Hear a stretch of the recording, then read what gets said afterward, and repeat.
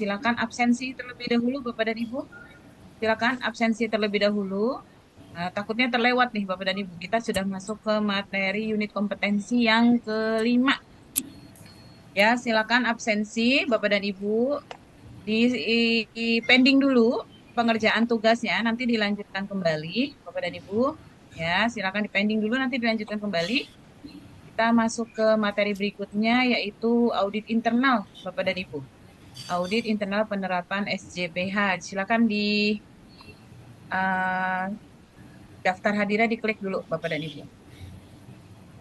Oke, baik Bapak dan Ibu, kebetulan untuk audit internal unit kompetensi 5 dan 6 ini saya yang membawakan. Ya, jadi untuk unit kompetensi 5 dan 6 ini kebetulan saling terkait Bapak dan Ibu. Jadi memang biasanya dibawakan oleh satu pemateri ya. Karena sangat berkaitan ya. Yang pertama melakukan audit, kemudian yang keenamnya melakukan evaluasi. Oh, tadi ada temuannya seperti apa, kemudian perbaikan dan pencegahannya bagaimana. Baik, sudah absen Bapak dan Ibu, jangan sampai terlewat absen. Silakan absen. Sudah, Bu. Sudah. Oke, di skip dulu. Kita masuk ke audit internal, Bapak dan Ibu. Di sini perusahaan Bapak dan Ibu yang sudah tersistem.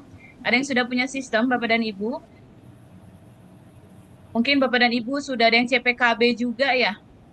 Kalau dari Iya, Bepom mungkin Bu. CPKB ya. Sudah Kalau tersudah, untuk Bu. Sudah, kosmetik. Bu. Sudah ya, Bapak dan Ibu. Sudah. ISO mungkin 9001. Ada Bu, ISO Oh, sudah ada. ada. Oke, baik. Sudah. Nah, Bapak dan Ibu yang di sini yang sudah perusahaannya punya sistem, mungkin jadi bagian dari sistem ya, Bapak dan Ibu. Sudah biasa melakukan audit internal juga ya. Sudah punya klausulnya yang harus dipegang oleh auditor internalnya ya, Bapak dan Ibu. Nah, kalau di halal, Bapak dan Ibu di sini otomatis adalah auditor internal. Ya, jadi tidak perlu tersertifikasi lagi nih buat jadi auditor internalnya, Bapak dan Ibu ya. Bapak dan Ibu di sini sudah otomatis adalah auditor internal. Gitu. Ya, kalau di sistem lain Bapak dan Ibu harus tersertifikasi dulu nih kayak 9001 ya atau 22.000. Bapak dan Ibu harus tersertifikasi internal auditor, harus pegang sertifikatnya baru jadi bagian dari tim. Ya. Oke, baik Bapak dan Ibu, audit ini nanti dilakukan oleh Bapak dan Ibu sebelum proses sertifikasi.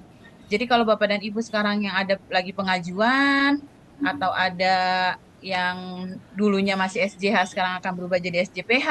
Nah, sebelum Bapak dan Ibu dapat jadwal dari LPH, audit internal dan kaji ulang harus sudah Bapak dan Ibu laksanakan.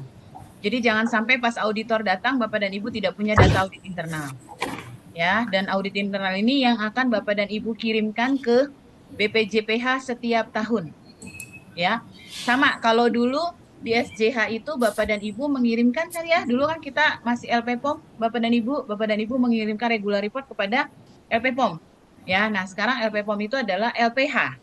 Jadi Bapak dan Ibu nanti mengirimkan regular reportnya kepada BPJPH.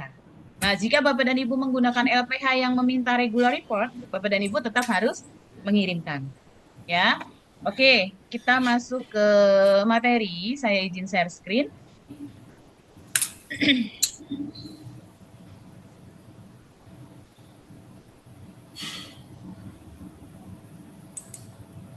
Oke, sudah terlihat ya Bapak dan Ibu.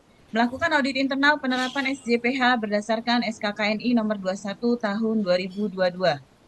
Nanti kita diskusinya di akhir ya Bapak dan Ibu, biar saya menjelaskan terlebih dahulu. Sama saya mau bertanya dengan Bapak dan Ibu. Di materi ini karena saling terkait, unit kompetensi 5 dan 6, kalau saya gabung materinya di awal, nanti kita di akhir Bapak dan Ibu mengerjakan tugas, kira-kira Bapak dan Ibu keberatan? Nggak apa-apa sih kayaknya. Bu.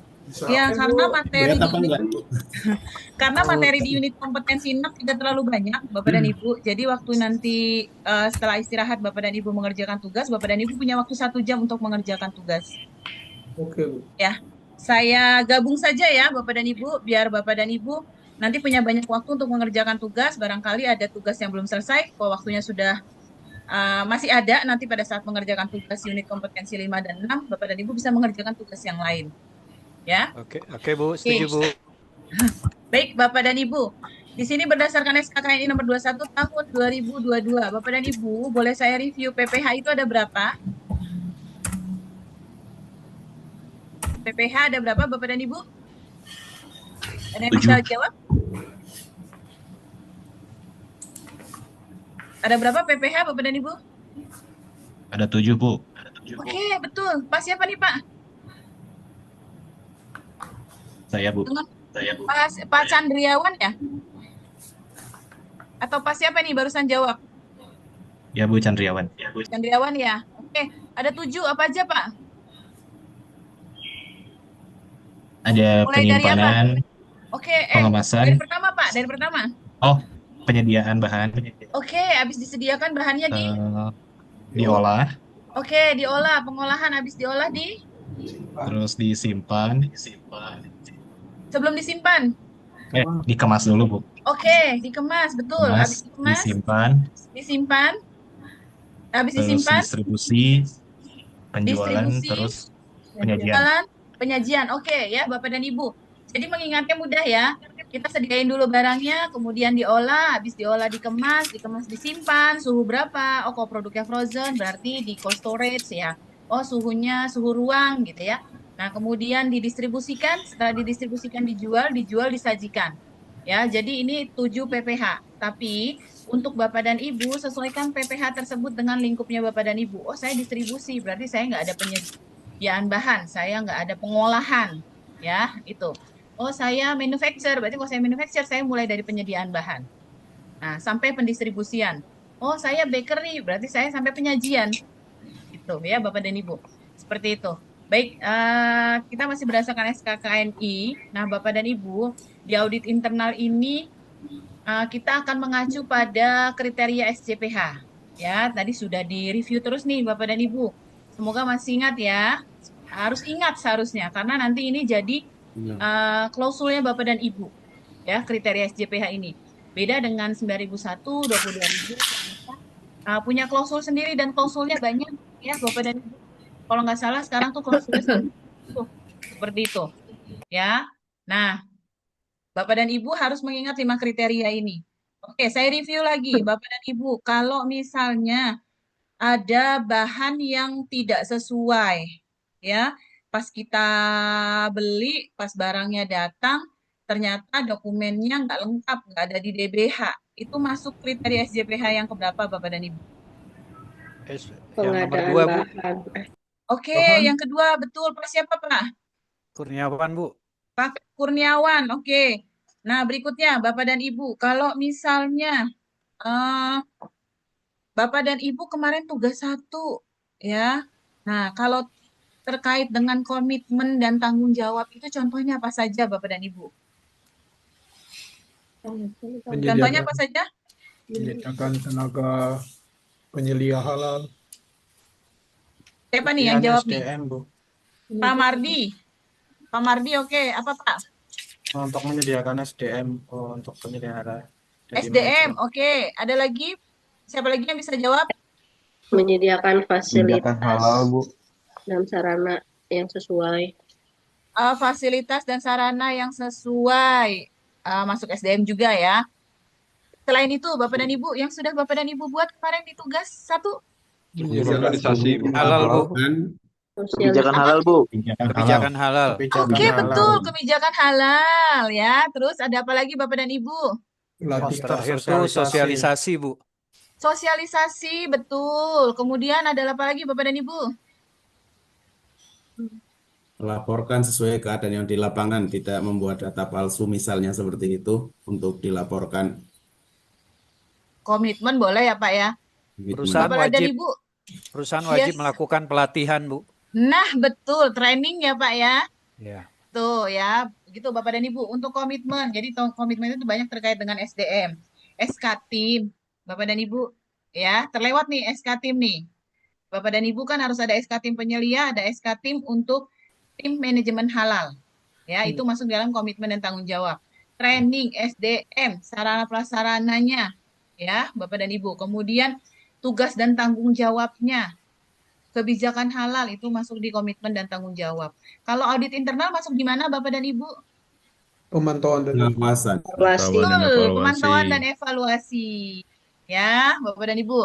Terus kalau tadi Bapak dan Ibu yang diterangkan oleh Bu Cahya masuk ke kriteria yang keberapa? Ketiga, Bu. 3. 3, Bu. Ketiga. Produk, Ketiga Bu. itu PPH. Ke Proses produk, Bu. Proses. Ke Penanganan. produk, Bu. Produk, yang jawab produk siapa nih? Tadi. Ada 10 orang yang jawab nih, Bu. Banyak, Bu. dapat nilai semua, Bu. Semuanya dapat jawab, SMM. Bu. Ya. Dibagi rata aja, Bu. Oke, Bapak dan Ibu yang diterangkan oleh Benar Bu Cahya semuanya. tadi masuk ke dalam produk ya. Kalau misalnya ternyata produk tersebut tidak sesuai dengan kriteria, di tempat Bapak dan Ibu juga pasti ada tes yang menunjukkan oh si produk ini sesuai atau enggak ya Bapak dan Ibu. Kalau di makanan minuman itu ada organoleptik ya Bapak dan Ibu. Di kosmetik juga ada ya Bapak dan Ibu. Kalau di kosmetik itu organoleptiknya seperti apa Bapak dan Ibu? Yang perusahaannya kosmetik? Iya, gimana, Bu? Pengecekannya bagaimana Pak? Gimana? Kalau di makanan minuman kan organoleptik itu dicicip tuh Pak, rasanya, aromanya gitu ya, teksturnya. Nah kalau di kosmetik sama nggak Pak? Aroma, tekstur ya? Benar. Sama ya?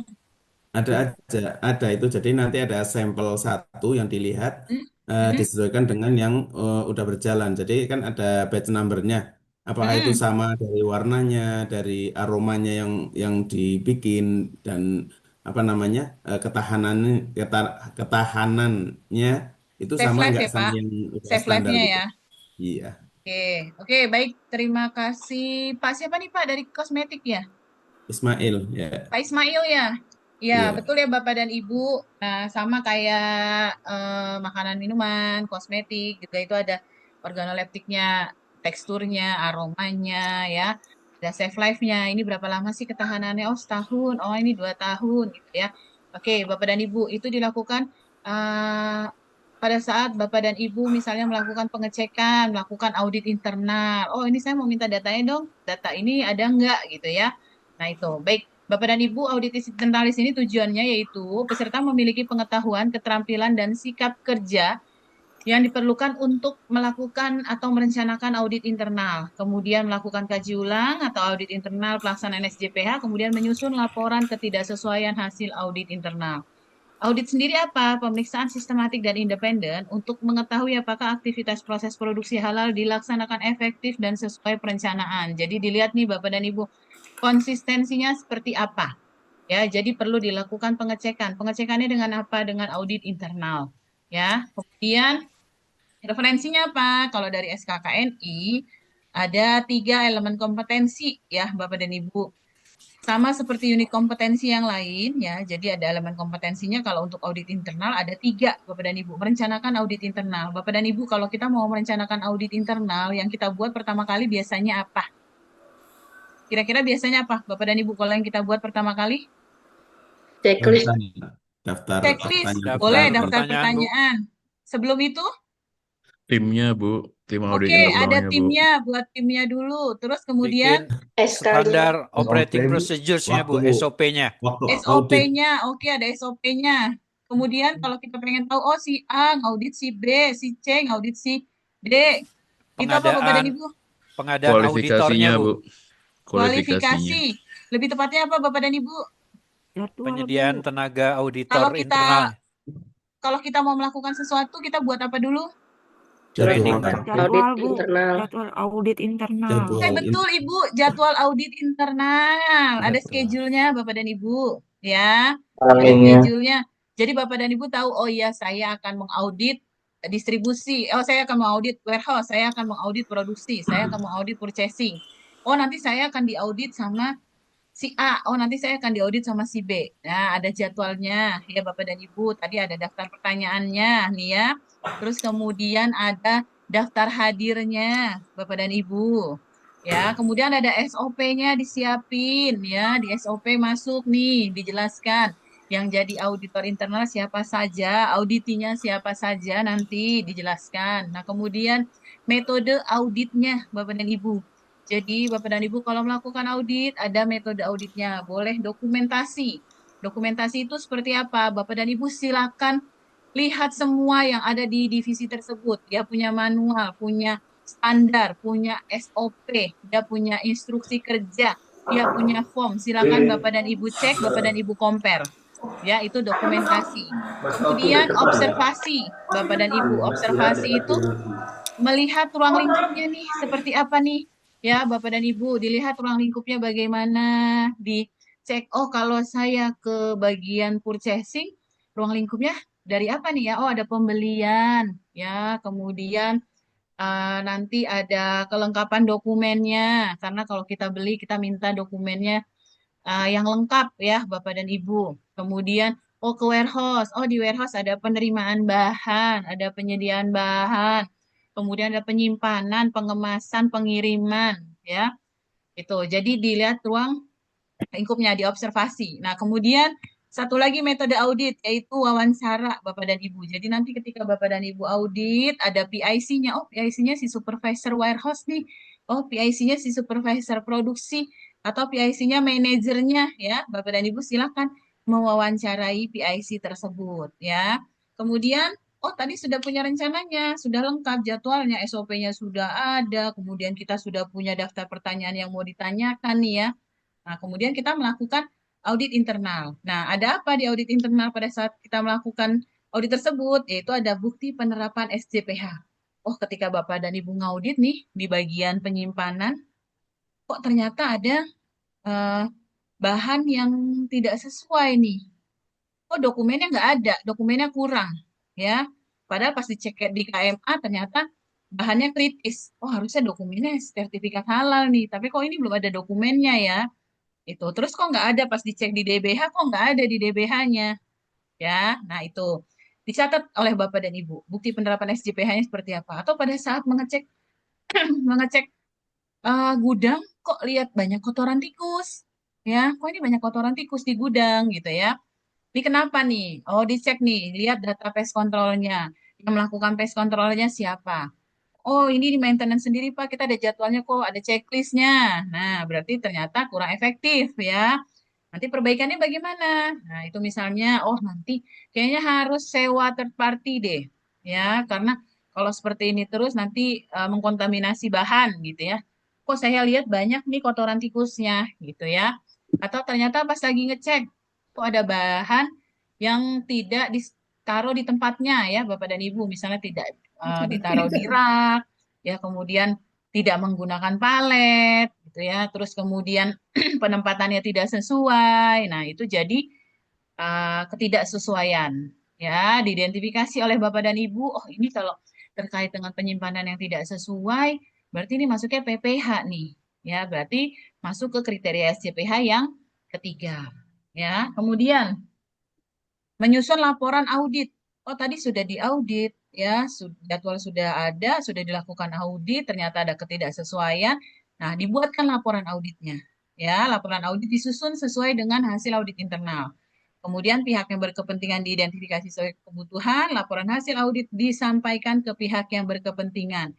Oh, ini yang kena ketidaksesuaian, yang kena NC siapa aja nih? Oh, tadi saya ngecek warehouse, berarti NC-nya ke warehouse nih. Ya, kemudian hasil audit internal didokumentasikan sesuai dengan prosedur. Jadi Bapak dan Ibu, tolong hasil audit ini jangan sampai hilang, rusak ya, jangan sampai hilang, rusak. Jadi nanti ketika auditor eksternal datang atau pada saat internal audit dilaksanakan, nah biasanya akan minta nih hasil audit internalnya mana ya. Kalau kita kemarin sudah melaksanakan audit internal, saat ini kita mau melaksanakan audit internal di tahun berikutnya, kita boleh minta tuh, Mas, mana saya lihat hasil audit internal yang dulu deh, gitu ya. Boleh dicek lagi, ya, seperti itu. Nah, kalau misalnya auditor eksternalnya datang, saya boleh lihat nggak hasil audit internalnya? Ya, sudah dilaksanakan atau belum? Tanggal berapa? Ada daftar hadirnya atau tidak? Saya mau lihat dong checklist auditnya. Nah, itu dia Bapak dan Ibu. Silakan disimpan dengan baik, dipelihara dengan baik. Kalau Bapak dan Ibu yang sudah tersistem, bisa ada catatan mutunya tuh, Pak. Ya, catatan mutunya jalan nih, Bapak dan Ibu. Oh, nanti dokumen yang checklist-checklist ini karena checklistnya dilakukan setiap hari banyak, nanti ada pemusnahan catatan. Ya. Nah, itu jadi nanti kalau tahun ini diaudit ternyata mintanya catatan checklist yang tahun sebelumnya, nah itu sudah dimusnahkan. Jadi ada BAP-nya, ada catatan pemusnahannya, seperti itu. Jadi Bapak dan Ibu simpan dengan baik, bundling dengan baik. Biasanya kalau sudah 9001, pendokumenannya lebih rapih ya Bapak dan Ibu. Karena mau kita copy aja, itu ada capnya, kontrol copy. Ya. Terus kemudian kalau diminta sama pihak luar, ada uncontrol copy-nya. Ya, kalau master ada cap masternya, lebih terkendali ya Bapak dan Ibu. Penomoran dokumennya pun lebih teratur. Nah, itu Bapak dan Ibu untuk hasil auditnya juga disimpan dengan baik, dibundling dengan baik. Oh, ini terkait dengan audit, mulai dari SOP-nya, terus kemudian checklist auditnya, ya, kemudian hasil audit. Oh, hasil audit di tahun 2025, oh hasil audit tahun 2026. Gitu. Jadi didokumentasikan dengan baik. Kemudian prosedur tertulis dibuat sesuai panduan kegiatan audit internal di perusahaan. Jadi Bapak dan Ibu buat SOP ya Bapak dan Ibu karena setiap proses yang Bapak dan Ibu lakukan itu harus tertulis. Ya, jadi tuliskan yang dikerjakan dan kerjakan yang dituliskan Bapak dan Ibu. Jadi jangan sampai ada kegiatan ternyata nggak ada prosedurnya. Kegiatannya berjalan nih, tapi prosedurnya nggak ada. Ya, itu jadi ketidaksesuaian. Atau prosedurnya ada, tapi tidak dijalankan. Itu juga jadi ketidaksesuaian. Jadi yang sudah ada, yang sudah dibuat itu dijalankan. Ya. Kemudian dilakukan terjadwal minimal 1 kali dalam setahun, Bapak dan Ibu. Halal minta itu SJPH untuk audit internal 1 kali dalam setahun. Ya, 6 bulan sekali, gitu ya. Atau mau disamain dengan sistem lain. Misalnya Bapak dan Ibu punya sistem mutu, punya sistem keamanan pangan, punya sistem GMP. Ya. Nah, saya mau ngelaksanainnya setahun 2 kali deh, gitu ya. Boleh, Bapak dan Ibu silakan. Mau setahun 2 kali, mau setahun 3 kali, boleh. Tapi minimal dilakukan 1 kali dalam setahun. Ya. Kemudian pelaksanaan dapat diintegrasi dengan audit sistem lain, area, jadwal, tim. Ya, jadi diintegrasi itu apa, Bapak dan Ibu? SOP-nya, misalnya gini. Oh, saya udah punya SOP audit terkait dengan audit di sistem mutu saya gitu. Boleh nggak kita nggak usah buat lagi, boleh Bapak dan Ibu, ya diintegrasi. Jadi nggak perlu banyak SOP. Oh ini SOP-nya halal, oh ini SOP-nya sistem, tidak perlu. Jadi Bapak dan Ibu boleh SOP yang sudah ada direvisi terkait dengan halal, ya. Itu misalnya SOP pembersihan, biasanya pembersihannya menggunakan sabun, menggunakan sanitizer, misalnya gitu ya. Nah sekarang karena SJPH minta halal itu bahan-bahan yang Bapak dan Ibu gunakan harus tersertifikasi halal, masukkan bahwa penggunaan pembersihnya menggunakan yang sudah tersertifikat halal, sanitizernya menggunakan yang sudah tersertifikat halal, gitu ya. Seperti itu. Jadi bisa diintegrasi. Nah, kecuali manualnya ya, Bapak dan Ibu. Kalau di manual sistem itu kan klausulnya banyak, Bapak dan Ibu. Dan di manual sistem itu ada table yang mengcompare ya. Kalau misalnya dia digabung sistem mutu dan keamanan pangan itu bisa. Klausulnya sama banyak, jadi pas mengcompare itu lebih mudah ya Bapak dan Ibu. Tapi karena halal itu kriterianya cuma 5, Bapak dan Ibu, ya, sedangkan sistem itu klausulnya banyak, panjang, sub-subnya juga banyak, Bapak dan Ibu, itu sebaiknya kalau untuk manual halal tidak diintegrasi. Jadi manual halal berdiri sendiri. Ya, jadi Bapak dan Ibu nih yang buat manual SJPH itu berdiri sendiri, tidak usah digabung ya Bapak dan Ibu. Kemudian timnya, boleh nggak sih saya udah di tempat saya udah ada sistem, ada tim internal auditnya untuk yang halal, boleh nggak saya ngambil dari tim internal audit yang ada? Boleh Bapak dan Ibu, silakan. Ya, kan biasanya kalau sistem itu internal auditornya banyak ya Bapak dan Ibu sampai 20, 25 itu ya. Nah, boleh dong buat halal 5 orang misalnya gitu atau 10 orang boleh silakan Bapak dan Ibu. Jadi timnya boleh Bapak dan Ibu ambil dari timnya sistem nih yang ada di tempat Bapak dan Ibu yang sudah berjalan ya. Kemudian jadwalnya. Nah, jadwalnya itu Bapak dan Ibu boleh menggunakan format jadwal yang sudah ada, tidak perlu dipisah nih untuk jadwalnya si halal ini untuk jadwalnya si sistem. Boleh digabung waktunya Bapak dan Ibu. Oh, misalnya kalau audit sistem itu 3 hari, halal itu sehari. Boleh dia dijadiin 4 hari khusus untuk audit gitu ya. Tapi terkait dengan checklistnya harus masing-masing ya Bapak dan Ibu karena yang ditanyakan terkait dengan SCPH itu nanti sama yang terkait dengan sistem gitu ya. Kemudian kalau sistem kayak misalnya ISO 9001 itu kan semua divisi diaudit ya Bapak dan Ibu. Ya sales diaudit, ya marketing diaudit, ya IT diaudit, ya finance diaudit gitu ya. Nah, kalau di halal kan tidak semuanya diaudit ya Bapak dan Ibu. Kalau halal itu cuma QA, terus kemudian R&D, purchasing atau procurement, kemudian warehouse, kemudian QA atau QC-nya, kemudian HRD. Jadi kalau di halal itu nggak perlu Bapak dan Ibu audit itu sampai IT, sampai salesnya, sampai marketingnya. Nah itu tidak perlu ya. Nah untuk halal itu hanya 6 divisi tersebut Bapak dan Ibu. Nah kalau di sistem yang lain itu sampai IT, oh backup servernya seperti apa? Oh di finance proses masuk keluar pengeluarannya bagaimana gitu ya. Di marketing, oh terkait dengan produk eh, bisnis proyeknya seperti apa gitu ya. Terus sales, forecast-nya bagaimana nih gitu kan ya. Nah itu. Kemudian auditor internal harus independen terhadap area yang diaudit. Independen di sini adalah ketidakberpihakan ya Bapak dan Ibu. Jadi Bapak dan Ibu, oh saya penyelia halal yang dari divisi procurement, dari purchasing. Saya nggak boleh mengaudit divisi purchasing ya. Tapi saya boleh mengaudit divisi QA, saya boleh mengaudit produksi, saya boleh mengaudit warehouse. Sama kalau misalnya Bapak dan Ibu berasal dari divisi R&D misalnya ya. Bapak dan Ibu tidak boleh mengaudit R&D ya, tapi boleh mengaudit divisi yang lain. Seperti itu. Kemudian ruang lingkup harus sesuai lingkup penerapan SJPH, kantor pusat, pabrik sendiri, maklon, dapur pusat, cabang, gudang pusat, cabang, outlet. Kalau misalnya Bapak dan Ibu perusahaan yang saya nggak usah punya pabrik aja deh, saya mau pabriknya maklon aja gitu ya. Nah, maka carilah maklon yang sudah tersertifikasi Bapak dan Ibu. Ya, sudah tersertifikasi SJPH. Jadi nanti ketika Bapak dan Ibu diaudit, si maklon ini nggak perlu didatengin lagi. Ya, cukup compare dokumennya saja yang diminta sama si auditor. Tapi kalau Bapak dan Ibu maklonnya ke perusahaan industri yang belum SJPH, maka ketika Bapak dan Ibu mendaftarkan sertifikasi, si maklon ini akan diaudit. Ya, seluruh prosesnya akan diaudit. Nah, Bapak dan Ibu ketika punya outlet misalnya, oh saya punya outlet di berbagai provinsi gitu ya. Outlet saya ada 50. Terus saya daftar ini semuanya 50. Itu diaudit semua enggak, Bu? Diaudit Bapak dan Ibu. Ya, 50-50-nya akan diaudit. Karena apa? Karena treatment masing-masing dari outlet itu beda-beda ya Bapak dan Ibu. Karena kan beda orang, beda pengurusnya yang di sana, staf-stafnya berbeda.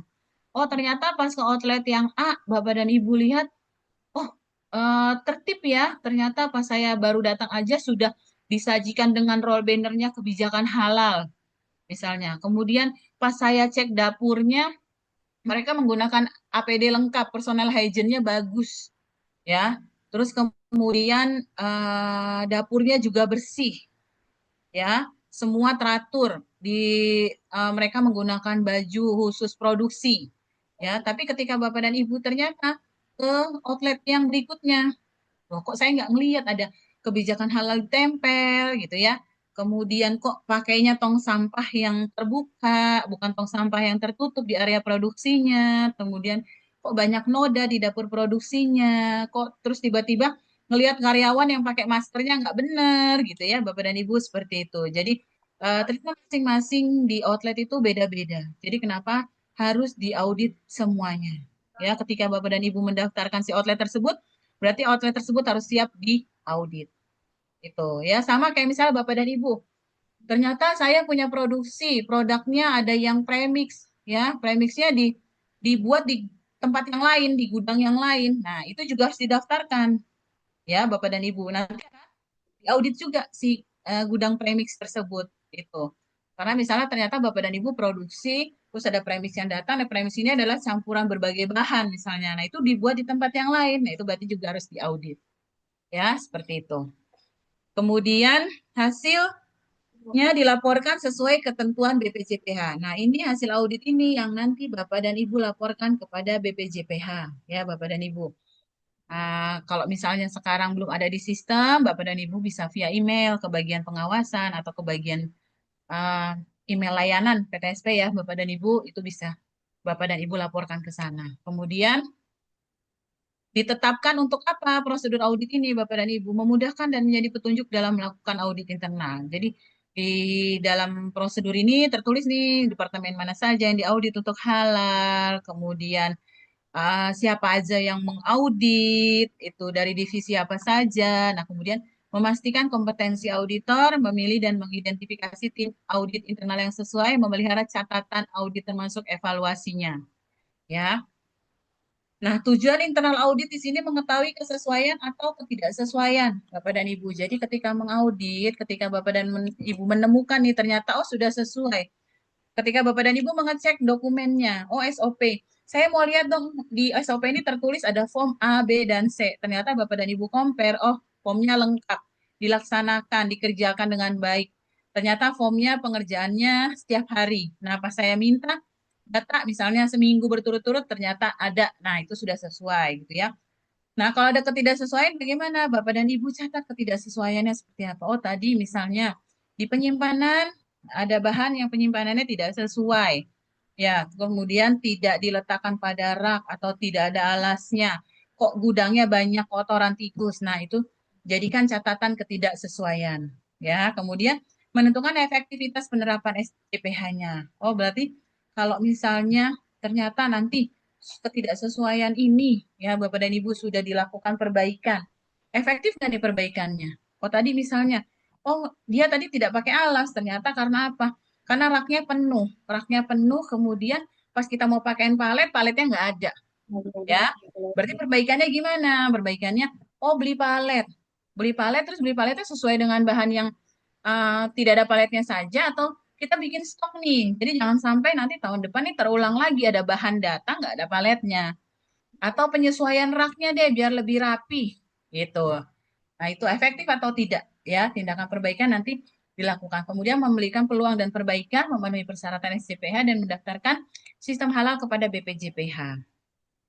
Nah, kemudian ini verifikasi internal audit SCPH ya Bapak dan Ibu, kita mengacu pada 5 kriteria. Jadi kalau Bapak dan Ibu di sistem mengacu pada klausul, nah kalau di SCPH kita mengacu pada 5 kriteria, mulai dari komitmen sampai pemantauan dan evaluasi. Jadi Bapak dan Ibu sudah bisa mengukur nih. Nah, ketika Bapak dan Ibu misalnya membuka cap kaban nih ya, kita klausulnya adalah buka cap kaban Bapak dan Ibu. Silakan dibaca lagi cap kabannya ya, yang lebih menjelaskan terkait dengan kriteria ini. Oh, kalau saya tadi saya ngecek nih ada temuan, misalnya temuannya terkait dengan DBH-nya nih. Kok nggak ada bahan yang ada di DBH ya? Tadi saya compare nih sama stok-stoknya di gudang. Kok ini nggak ada? Nah, tuh. Bapak dan Ibu berarti ini mengacu ke mana? Oh, ini mengacu kepada bahan. Ya, berarti kepada 5 kriteria ini. Kemudian untuk manualnya pun Bapak dan Ibu membuat 5 kriteria ini. Nah, kalau yang self declare itu hanya 3 Bapak dan Ibu. Bahan PPH produk. Ya, dia hanya 3 kriteria. Itu bahan, PPH, dan produk. Nah, kemudian peran penyelia halal. Nah, Bapak dan Ibu kemarin sudah buat tugas 1, LK 1, ya. Kemarin Pak Aldo tuh yang bawain Bapak dan Ibu. Ketua timnya siapa, anggota timnya siapa saja. Oh, misalnya Pak, saya penyelia halal, tapi saya cuma supervisor gitu ya. Berarti saya anggotanya atau ketuanya, Pak? Bapak dan Ibu tergantung disposisi dari top manajemennya. Kalau Bapak dan Ibu ternyata diamanahkan sebagai ketua, berarti Bapak dan Ibu adalah ketua tim internal audit, ya. Atau Bapak dan Ibu ternyata disposisi dari top manajemennya adalah sebagai anggota, berarti Bapak dan Ibu adalah anggota tim internal audit. Itu ya. Karena biasanya kalau di sistem itu sudah punya QMS ya Pak ya, sudah punya QMR-nya Bapak dan Ibu.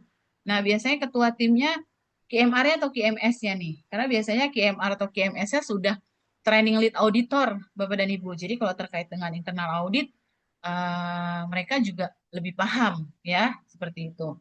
Jadi Bapak dan Ibu misalnya saya penyelianya saya cuma jadi anggota, nggak masalah ya Bapak dan Ibu. Jadi tergantung di posisinya dari top manajemennya itu seperti apa. Kemudian pemilihan timnya bagaimana? Disesuaikan dengan pengetahuan terhadap area atau prosesnya, ruang lingkupnya, kemudian kecakapan auditnya seperti apa, mempunyai karakteristik yang sesuai, kemudian harus independen. Ya. Nah, kemudian ada audit cycle nih Pak, PDCA nih. Ya, plan, do, check, action. Kita sudah sampai cek ini Bapak dan Ibu, ya, sudah sampai cek, yaitu untuk mengecek ini kita butuh apa? Ada program, ya. Tadi misalnya ada perencanaan. Buat apa? Buat jadwalnya, ya, buat daftar hadirnya. Kemudian buat undangan, ya, Bapak dan Ibu. Undangannya disampaikan nih, sekarang bisa via email, via WhatsApp, via Zoom, via Google Meet, Bapak dan Ibu. Ya, jadi disampaikan undangannya. Kemudian kita sebagai auditor internal menyiapkan apa? Menyiapkan checklist auditnya. Daftar pertanyaan yang akan kita tanyakan pada saat kita melakukan audit, ya. Nah, kemudian proses auditnya, setelah ada proses audit, ada laporannya, ya. Nah, setelah ada laporannya, ada nih ketidaksesuaian. Oh, berarti ada corrective action-nya, ya. Setelah ada corrective action, di follow up nih, ya, perbaikannya dilakukan atau tidak, divalidasi. Nah, terus dianalisis. Ini sudah bisa close atau belum nih temuannya? Masih open apa sudah close? Ya, seperti itu. Kemudian persiapannya apa saja pada saat Bapak dan Ibu onsite? Ya, makanya Bapak dan Ibu ada OJT, nanti itu akan onsite, datang langsung, lihat pengecekannya itu langsung. Bapak dan Ibu datang lihat prosesnya bagaimana. Ya, jadi ada apa saja di sini kesiapan auditor. Ada tugas dan tanggung jawabnya apa saja, ada jadwal atau rencana auditnya disiapkan, ada checklist auditnya sudah dibuat, kemudian pelaksanaan audit. Ya. Nah, kesiapan auditor apa? Memahami tujuan audit. Nah, ini tujuan auditnya apa nih? Pengecekan untuk audit internal setahun sekali. Nah, ruang lingkup auditnya apa saja? Oh, kalau di halal itu adanya QA, terus produksi, procurement atau purchasing, gitu ya. Kemudian mencari informasi tentang area yang diaudit, ya Bapak dan Ibu. Mulai dari dokumennya, kemudian diskusi atau wawancara, ya, observasi, seperti itu. Kemudian memahami proses audit, membuat rencana audit, dan menyusun laporan audit. Nah, informasi yang bisa didapat di awal, oh saya mau ngaudit QA. Nah, ngaudit QA kan biasanya ada manual yang lain nih, misalnya ada manual GMP, misalnya Bapak dan Ibu ya. Oh, kalau di QA itu kan SOP-nya banyak nih, gitu ya. Nah, itu Bapak dan Ibu dokumentasi, bisa cek manualnya, prosedurnya, instruksi kerjanya, flowchart-nya, standarnya, ya. Nah, kemudian diskusi dengan manajemen, wawancara nih. Kita tanya nih, si supervisornya atau manajernya ternyata PIC-nya, ya. Diobservasi, ya. Apa saja nih? Oh, kalau di QA itu ada audit supplier ternyata. Nah, itu ruang lingkupnya, diobservasi, dilihat nih. Kemudian catatan audit sebelumnya. Atau pengen lihat catatan audit sebelumnya? Boleh Bapak dan Ibu. Ternyata kok di audit sebelumnya ada yang masih open nih. Oh, perlu ditanyakan kembali nih, gitu ya. Atau misalnya udah close, mau nanyain lagi, pengen tahu konsisten atau tidak, boleh. Ya, Bapak dan Ibu silakan. Kemudian tugas dan tanggung jawab ketua tim, Bapak dan Ibu. Jadi di sini ketua tim tujuannya, tugas dan tanggung jawabnya apa? Menetapkan program audit, mengidentifikasi SDM-nya, terus pelaksanaan audit, kemudian membuat kesimpulan audit, membuat laporan audit ke manajemen. Nah, tanggung jawab si anggotanya apa? Menyiapkan perencanaan audit, melakukan audit, menentukan kesimpulan audit, membuat laporan audit, dan melakukan verifikasi tindakan perbaikan oleh auditi. Ya. Nah, ini jadwal atau rencana audit, Bapak dan Ibu. Mencakup apa aja? Tujuan, sasaran, ruang lingkup, sumber daya, dan jadwal auditnya. Manfaatnya memastikan area yang terlibat Ibu upload aja sudah saya tercukupi. alat ke tempat tersebut. Kemudian mencapai tujuan audit, memastikan tercakupnya semua lingkup audit sebagai informasi kepada auditi sebagai panduan auditor dalam melakukan audit sama penentuan metode audit. Nah, contohnya apa? Jadwal audit Bapak dan Ibu. Nah, ini kebetulan yang dibuat adalah jadwal audit manufacturer ya Bapak dan Ibu. Di sini ada dua auditor karena ternyata divisinya banyak ya. Oh, di warehouse prosesnya banyak. Jadi auditornya dua deh gitu ya. Terus ada pendamping nih. ternyata baru ngerekrut lagi tim, ya. Nah, si pendamping ini akan melihat proses audit seperti apa, ya. Kemudian auditinya siapa, tanggal berapa, dan ada waktunya. Kenapa ada waktunya, Bapak dan Ibu, di sini? Jadi untuk memastikan pada saat nanti opening opening audit, ya kan ada, kalau di audit itu kita ada openingnya ya, Bapak dan Ibu, kemudian nanti ada closingnya. Nah, ada opening, pada saat opening ini mengkonfirmasi lagi Bapak dan Ibu. Ternyata pas lagi di opening ini si auditinya bilang, saya nggak bisa di audit pukul 9 karena saya ada meeting nanti jam 9. Saya bisanya after lunch jam 2. Oke, berarti ternyata si auditornya bisa nih jam 2 juga. Nah, berarti kesepakatan adalah di jam 2, dirubah jadwalnya. Ya, ternyata misalnya yang tadinya jadwalnya di jam 2, oh saya ternyata harus dinas, saya harus ngecek di Jakarta misalnya, saya harus ngecek di daerah A, daerah B gitu jam 2. Saya bisanya pagi gitu ya. Nah, yang tadinya misalnya harus jam 2 jadi berubah pagi. Jadi pas saat opening ini dikonfirmasi lagi Bapak dan Ibu ya, kesiapan si auditinya, kesiapan si auditor internalnya ya. Kemudian ini ada rundown auditnya Bapak dan Ibu. Nah, biasanya dibuatkan nih rundown auditnya. Karena apa? Kalau dibuatkan rundown audit ini, kelihatan Bapak dan Ibu, oh ya nanti kan divisi saya di auditnya agak siang nih, jadi saya bisa melakukan pekerjaan saya seperti biasa, ya. Sama dengan auditor eksternal yang biasanya nanti kalau Bapak dan Ibu sudah dapat jadwal, ada rundownnya tuh. Oh nanti ada pembukaan dulu nih. Pas pembukaan yang pengecekan dokumen, nanti yang diminta mulai dari dokumen produksi dulu misalnya. Produksi QA misalnya gitu ya, purchasing gitu. Jadi divisi yang lain boleh mengerjakan tugasnya seperti biasa, ya. Disesuaikan waktunya sesuai dengan rundown-nya, seperti itu. Nah, ini jadi harus Bapak dan Ibu siapkan nih. Nah, ada closing-nya nanti, closing audit. Rangkuman dari hasil audit, apa saja NC-nya, ya. Atau mungkin nanti ada sanggahan dari si auditinya, gitu ya. Nah, ini ada di closing audit. Tuh. Jadi, kenapa sih nggak langsung aja, kan kita sudah dapat jadwalnya. Langsung aja kita jalan ke divisi yang mau diaudit. Nah, enggak, Bapak. Jadi kenapa harus ada opening meeting? Nanti mungkin saja tim internal auditnya ada yang resign kemarin, digantikan. Atau PIC-nya ternyata diganti karena PIC yang biasa kalau misalnya audit sakit, misalnya seperti itu. Nah, jadi ada opening meeting. Pastikan lagi tugas dan tanggung jawabnya seperti apa, nanti laporannya bagaimana. Nah, itu dijelaskan di opening audit. Kemudian pembuatan checklist, Bapak dan Ibu. Fungsi checklist apa sih? Ngapain sih kita harus pakai checklist gitu ya? Kan kita tinggal minta aja tuh dokumennya, terus kita cek gitu. Nah, nggak semudah itu ya, Bapak dan Ibu. Kalau kita pakai checklist, Bapak dan Ibu akan lebih mudah nih. Bapak dan Ibu punya panduannya. Terus kalau Bapak dan Ibu misalnya kemarin sudah baca-baca dokumennya, kayaknya yang ini perlu saya tanyakan deh nih, gitu kan ya. Nah, itu Bapak dan Ibu ingat karena Bapak dan Ibu sudah mencatat ya, kemudian memperlancar proses audit. Jadi pertanyaannya fokus ya Bapak dan Ibu, tidak melebar ke hal-hal yang di luar divisi tersebut ya.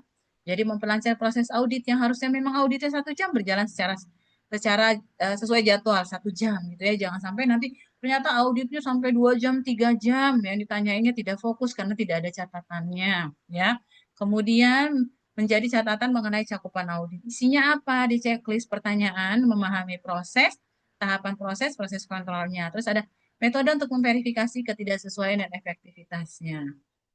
Nah, kemudian ini contoh checklistnya, Bapak dan Ibu. Jadi kalau Bapak dan Ibu di template-nya SCPH, itu ada di halaman terakhir, Bapak dan Ibu. Ya, ada di halaman terakhir, itu ada checklist audit. Jadi, nggak boleh bilang lagi nih, misalnya, oh, saya nggak ngerti ya, mau tanya apa, kalau di uh, ini di tim nanti, saya jadi auditor internalnya, saya nggak tahu mau nanya apa, gitu ya.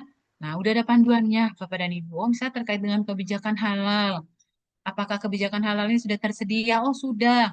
Tersedianya di mana? Di manual. Oh, ternyata belum dibuatkan secara poster. Oh, belum dibuatkan secara banner, spanduk ya, Bapak dan Ibu. Jadi belum disosialisasikan, baru di manual SCPH-nya saja. Itu.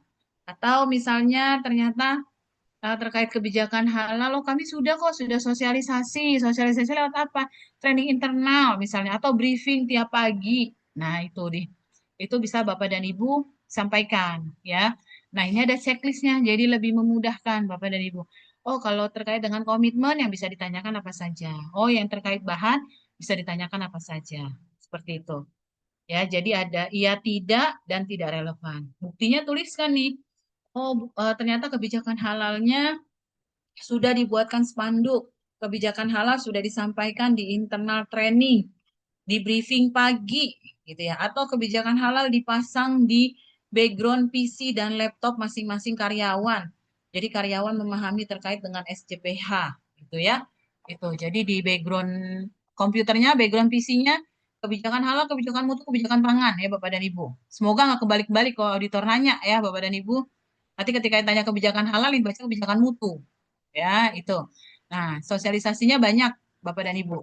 Seperti itu. Kalau dulu karena saya dulu pernah di manufacturer, Bapak dan Ibu, jadi saya pernah buatkan untuk operator itu karena karyawan produksinya banyak, ya, Bapak dan Ibu. Nah, takutnya mereka juga lupa, gitu ya. Nah, itu saya buatkan kayak card, nanti ditempel sama mereka supaya dikantongin. Atau dikantongin sama mereka. Jadi nanti kalau misalnya mereka lupa gitu kan ya, mereka bisa baca gitu ya Bapak dan Ibu. Atau taruh di loker ditempel sama mereka. Ketika mereka buka lokernya ada kebijakan halal, kebijakan mutu, kebijakan pangan-pangan seperti itu. Oke, berikutnya pelaksanaan audit. Ada opening audit ya Bapak dan Ibu, pengumpulan dan verifikasi informasi, ada temuan audit, ada konfirmasi tentang temuan audit dengan auditi, persiapan closing meeting dan closing meeting. Nah, kemudian opening meeting apa? Perkenalan tim internal auditnya, kemudian konfirmasi tujuan lingkup auditnya apa saja, mana saja yang diaudit, penjelasan pelaporannya bagaimana, tindak lanjutnya nanti seperti apa, konfirmasi tugas dan konfirmasi aturannya seperti apa, nah tanggung jawabnya seperti apa, ya dan hal-hal lain yang disampaikan pada saat opening audit, ya. Kemudian pengumpulan verifikasi informasi bisa dari informasi awal, dokumen, observasi, wawancara. Nah, ada temuannya, ada buktinya, baru disimpulkan, dilaporkan kepada manajemen. Ya, terus kemudian temuan audit ketidaksesuaian terhadap apa? Standar, kriteria, klausul, ya, terhadap dokumentasi yang sudah ditetapkan atau aspek-aspek dari operasi yang cenderung mengarah pada ketidaksesuaian. Nah, ada sampling, Bapak dan Ibu. Jadi kan biasanya kalau auditor itu ngambil sampling ya, Bapak dan Ibu. Ngambil nih, mau dites nih, dites cek lab deh, gitu ya. Atau karena produknya banyak, ya, jadi nggak semuanya diaudit ya Bapak dan Ibu. Jadi boleh random Bapak dan Ibu. Jadi produknya ada 50. Jadi nggak mungkin Bapak dan Ibu sebagai auditor ini ngecek 50-50-nya. Habis waktunya. Ya, apalagi biasanya audit halal itu cuma sehari Bapak dan Ibu. Ya, jadi boleh di random kira-kira produk mana dan bahan yang apa yang Bapak dan Ibu mau telusuri nih untuk audit ini. Terus kemudian apa sudah ditargetin? Oh, ada penargetan terkait dengan misalnya pewarna dan sebagainya. Nah, sudah ditargetkan nih, berarti saya akan ngambil produk-produk yang ada pewarnanya misalnya gitu. Ya, kemudian berdasarkan parameter, oh sudah diuji nih. Ya, saya mau ambil produk yang uji labnya saya lihat sudah sesuai standar nih, beberapa produk gitu ya. Terus kemudian atau saya persentase, berdasarkan persentase kemarin sempat dengar dari marketing. Oh, kita penjualan terbagusnya ada di produk A, B, dan C gitu ya. Saya mau cek deh, mau telusuri nih secara SJPH untuk yang produk A, B, dan C. Seperti itu. Jadi tidak semuanya di Bapak dan Ibu telusuri ya untuk produknya. Kalau Bapak dan Ibu produknya sangat banyak gitu ya. Nah, karena biasanya satu produk tapi bahannya bisa 50 ya Bapak dan Ibu. Karena kayak misalnya fragrance saja ya Bapak dan Ibu, saya pernah ngurus fragrance itu 16 produk tapi bahannya bisa sampai sekitar 500-an gitu ya. Jadi satu produk aja bahannya banyak ya. Jadi kalau Bapak dan Ibu sampling pastikan itu yang sekiranya memang Bapak dan Ibu pengen cek nih ya. Karena nanti Bapak dan Ibu capek juga kalau menelusuri bahannya kan banyak ya Bapak dan Ibu seperti itu. Nah, kemudian pola interaksi auditor dan auditi. Di sini auditor identifikasi NC-nya, non-conformity-nya, ditulis, dicatat. dikonfirmasi kepada si auditinya, yang diauditnya. Oh, misalnya saya auditor penyelia halal, ngaudit bagian warehouse. Nah, pas nih ditemuan di warehouse, ada nih tadi bahan yang tidak menggunakan alas, tidak ditaruh di rak sesuai dengan tempatnya, ya. Kemudian ada persetujuan karena pada saat Bapak dan Ibu ngecek didampingi sih ini sama si supervisor warehouse-nya, logistiknya ya. Kemudian direview sama si bagian gudang nih, direview, diidentifikasi penyebabnya kenapa ya, gitu kan. Terus evaluasi, ya, dievaluasi tindakan koreksinya. Oh, ini karena ternyata kita kehabisan paletnya, berarti kita harus beli palet nih. Paletnya jangan cuma beli satu buat bahan tersebut, berarti kita harus beli beberapa buat jadi stok nih, ya. Terus diimplementasikan, beli ke bagian purchasing, ada PO-nya, oh nanti datang tanggal sekian, berapa banyak, gitu ya. Nah, dicatat hasil tindakannya, direview sebelum dikembalikan lagi ke auditor. Nanti auditor verifikasi, oh katanya mau beli palet, saya mau cek nih PO-nya ada enggak gitu. Oh, katanya paletnya datangnya tanggal sekian, 3 hari lagi misalnya datangnya.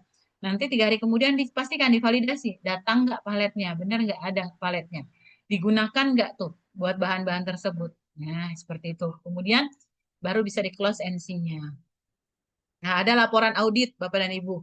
Menyediakan bukti objektif terhadap pelaksanaan prosedur audit. Menjamin persyaratan tindakan perbaikan dapat ditetapkan, menjamin dapat dilakukannya tindak lanjut terhadap temuan audit. Nah, untuk audit kita punya tekniknya, Bapak dan Ibu, namanya kita sebutnya PLOR. Ya, Bapak dan Ibu, kita sebutnya PLOR. Saya jadi ingat kalau tugas penyelia halal itu ada sebutannya ya, Bapak dan Ibu.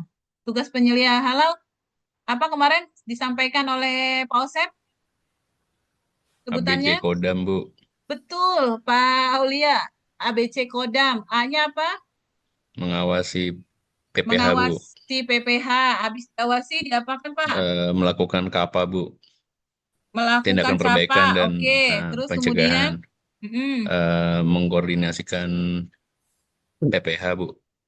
mengkoordinasikan PPH. Setelah dikoordinasikan PPH-nya, yang terakhir. Kalau ada auditor LPH datang, kita dampingin, Bu. Oke, betul. Ya, Bapak dan Ibu, nanti ketika Bapak dan Ibu sudah dapat jadwal audit dari LPH, itu penyelianya wajib hadir.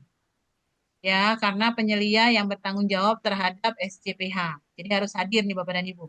Ya, kalau di tugas penyelia itu sebutannya ABC Kodam, mengawasi, melakukan perbaikan, pencegahan atau CAPA tadi, kemudian mengkoordinasi, kemudian mendampingi ya auditor eksternal.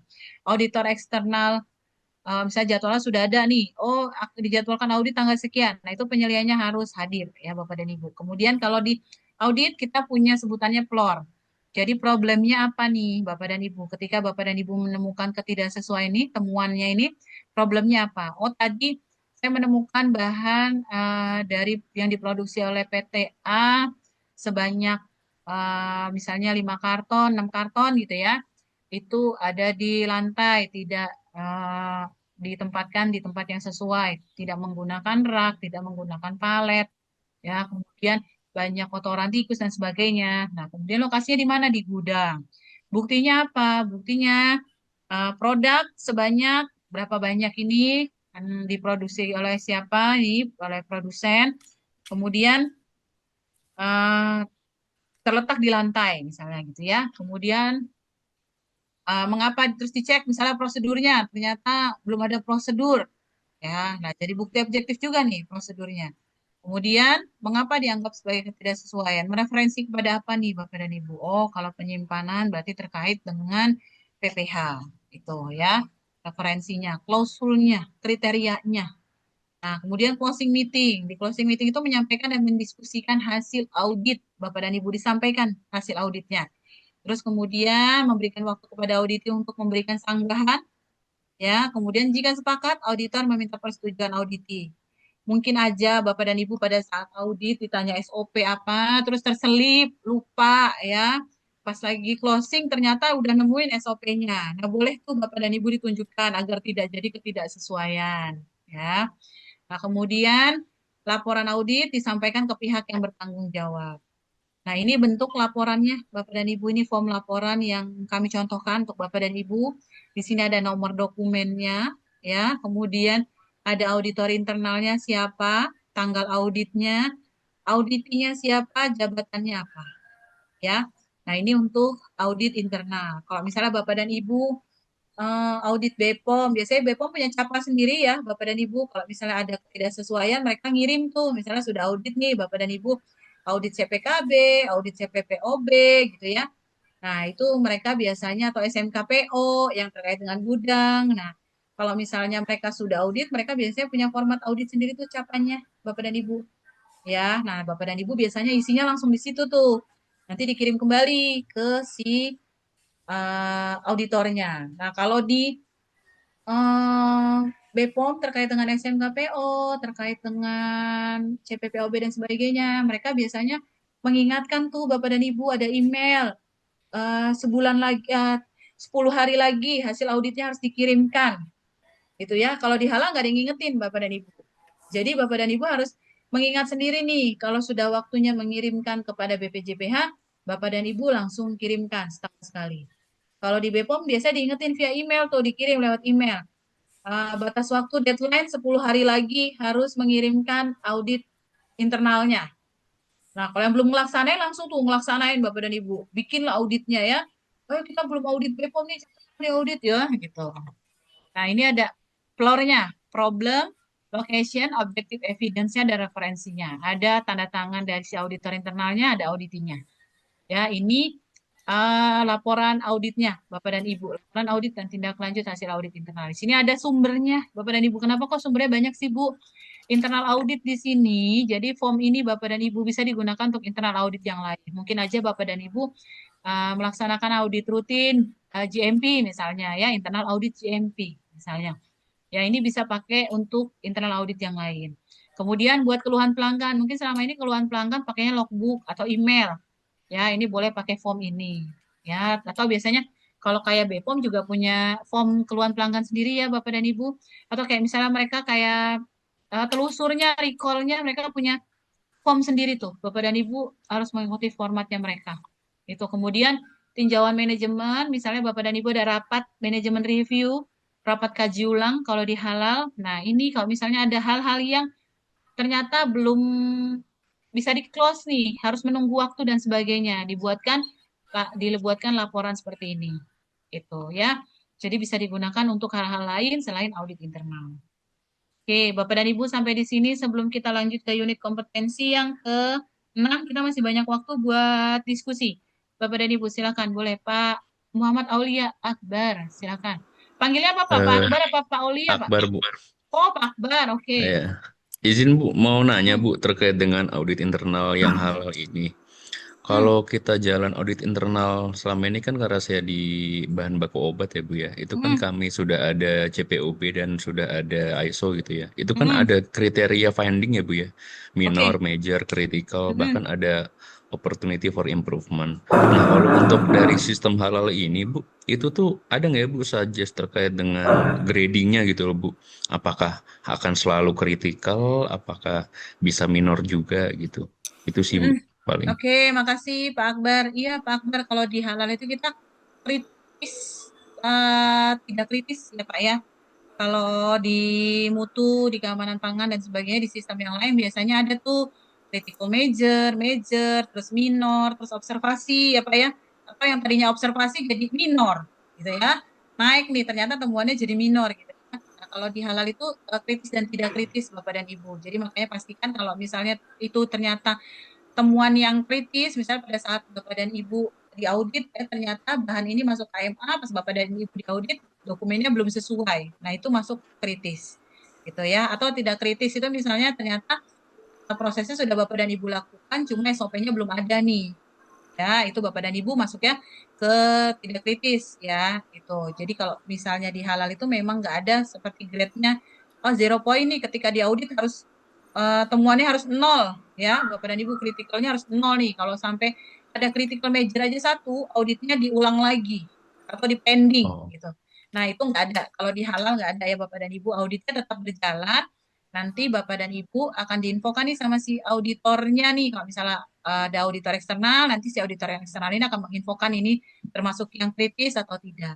Gitu. Nah, Bapak dan Ibu sebagai auditor internal juga bisa mempelajari kalau misalnya, oh ini pas dicek ternyata mengkontaminasi nih, oh ini masuknya kritis nih, berarti saya butuh dokumen dokumen terkait temuan ini, misalnya seperti itu. Jadi nggak ada Pak, kalau di halal itu nggak ada dia kriteria seperti grade-grade-nya ya Pak ya, sekian banyak, minornya, majornya itu nggak ada. Bu, Oke. Bu Berarti Ayi lebih kalau ke arah menyambung, deviasi ya, Bu ya, pelaporannya Iya, ya, Bu. betul Pak. Nah makanya Bapak dan Ibu sebelum halal itu sebenarnya memudahkan. Jadi Bapak dan Ibu sebelum nanti proses pengajuan, sebelum dapat jadwal, penuhi aja semua hal-hal yang harus Bapak dan Ibu penuhi terkait SJPH, gitu ya. Terus yang biasanya paling banyak membutuhkan waktu lama itu adalah dokumennya supplier atau produsen, Pak. Kalau misalnya ternyata temuannya, dokumen bahannya Bapak tidak sesuai nih ketika dicek sama si auditor.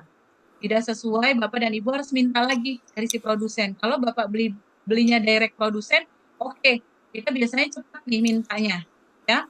Tapi kalau belinya direct supplier, supplier harus minta dulu Lama. dari produsen. Nah, itu biasanya Pak, kita minta ke supplier itu bisa sebulan Betul, lebih, betul. 2 bulan, kadang-kadang gitu ya supplier Bapak dan Ibu. Jadi pastikan sebelum Bapak dan Ibu dapat jadwal audit nih, dapat jadwal audit dari eksternal kah gitu ya, pastikan dokumen Bapak dan Ibu ini bisa diterima sama si auditor.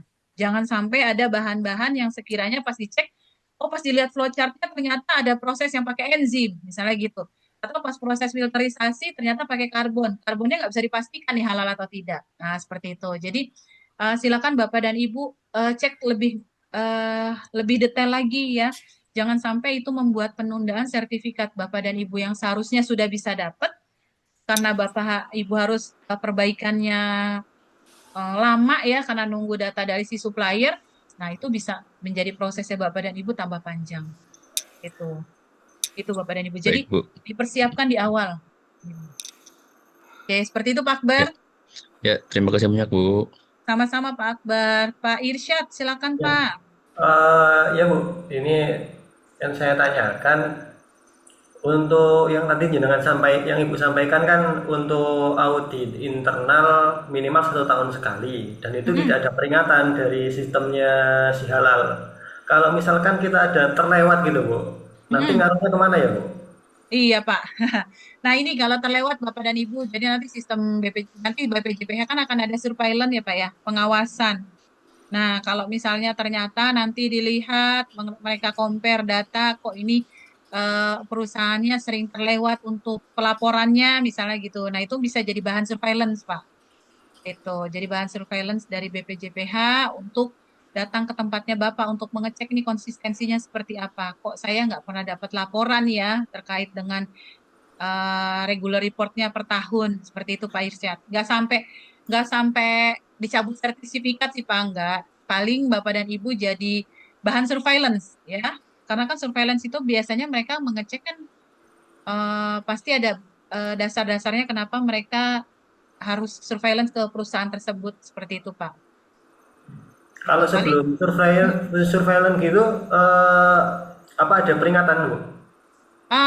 Nggak ada sih Pak, nggak ada peringatan untuk kayak misalnya kalau di Bepom mah enak ya Pak ya, biasanya mereka ngasih info nih, udah tinggal 10 hari lagi deadline untuk pengumpulan laporan auditnya. Nah kita diingetin tuh Pak, ada alarm ya. Kalau di halal kita nggak punya Pak, jadi kalau di halal itu belum ada alarm untuk mengingatkan si pelaku usaha mengirimkan regular reportnya. Jadi harus dari pelaku usaha sendiri yang berkomitmen untuk mengirimkan regular reportnya, Pak. Seperti itu, Pak Irsyad. Siap-siap. Iya, apalagi dulu ya, Bapak dan Ibu, kalau di saya dulu mengurusi halal, saya itu dulu tahu halal itu dari zaman masih LPPOM ya, Bapak dan Ibu, dari manual sampai akhirnya punya sistem namanya Serol kan ya, Bapak dan Ibu, LPPOM MUI, terus kemudian sekarang di BPJPH. Nah, itu mengawasi DBH itu amat sangat berat ya Bapak dan Ibu, karena kan di DBH itu ada expired date-nya ya, expired date-nya si sertifikat.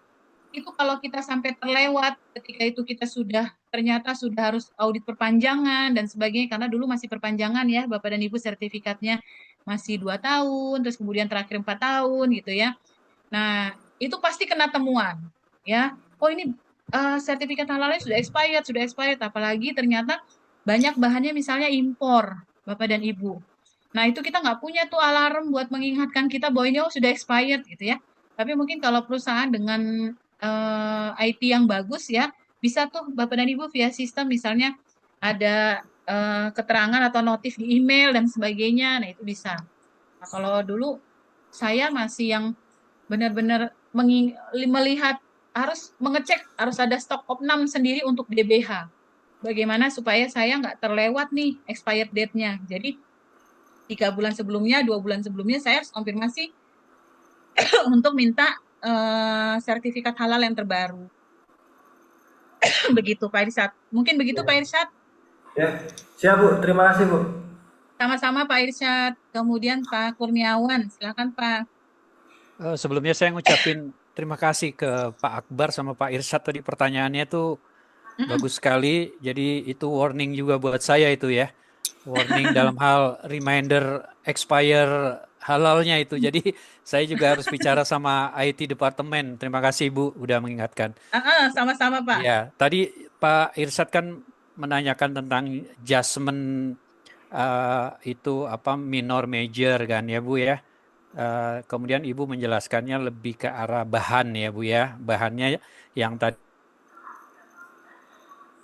sangat kritis ya. Mungkin itu juga mau saya tanyakan kalau seandainya masalahnya yang terjadi di positive list kan udah jelas-jelas tuh positive list. Mungkin kalau terkontaminasi apakah dia jadinya nanti bergerak ke kritis gitu ya. Itu pertama. Yang kedua berkaitan auditor internal Bu. Kalau di ISO itu dulu-dulunya auditor internal itu kalau dilatih sama penyelia dia boleh mengaudit temannya gitu ya.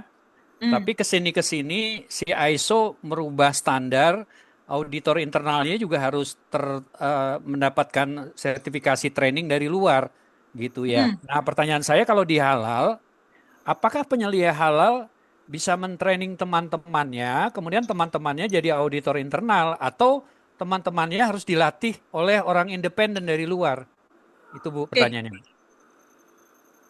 Oke, baik, bagus ya Pak Kurniawan pertanyaannya. Iya, saya jawab yang training dulu ya Pak ya. Iya, kalau ISO itu memang kita mau jadi internal auditor aja harus di training ya Pak ya. Makanya biasanya kalau yang punya sistem ISO mereka ngambilnya langsung in-house training nih. Karena bisa langsung 25 orang, 20 orang gitu ya. Nah, karena udah gitu yang bisa megang si klausulnya adalah yang sudah di training. Yang belum di training nggak bisa nih dia megang klausul nih, dia harus di training dulu sama eksternal, ya, sama badan sertifikasi eksternal. Nah kalau di halal, Bapak dan Ibu di sini yang sudah menjadi penyelia itu boleh mentraining timnya, Pak. Jadi boleh timnya belum tersertifikasi itu boleh, ya. Jadi kalau misalnya ternyata, oh saya sudah penyelia halal, saya sudah tersertifikasi, saya sudah uji kom BNSP. Terus kemudian saya punya tim yang belum di training sama sekali. Itu training eksternal. Itu boleh jadi timnya Bapak. Jadi Bapak dan Ibu silakan nanti setelah dari sini, dari pelatihan, silakan di training, disosialisasikan terkait dengan SJPH kepada internal auditornya. Atau better Bapak dan Ibu mengajukan pada HRD untuk training internal halal ya tiap tahun Bapak dan Ibu. Jadi ada awareness nih si peserta trainingnya, mungkin ada update regulasi dan sebagainya. Kalau misalnya ternyata perusahaan punya budget lebih, itu timnya di halal boleh deh di training penyelia, kan baru satu penyelianya. Nah yang lain di training. Atau bagaimana kalau si peserta si internal auditornya di training SJPH aja dari luar, boleh Pak. Nah itu nanti mereka kalau di training SJPH mereka berarti adalah manajemen halalnya terkait dengan PMH-nya. Jadi mereka bukan penyelia tapi mereka paham terkait dengan SJPH dan sudah tersertifikasi istilahnya gitu untuk SJPH. Nah, itu boleh tuh misalnya ya. Bu. Terima kasih Bu. Kayak manajemen review ya Pak ya, manajemen review kita juga ada sertifikasi tuh untuk ISO ya Pak ya. Nah, itu Iya, ada iya. sertifikatnya tuh buat manajemen risk.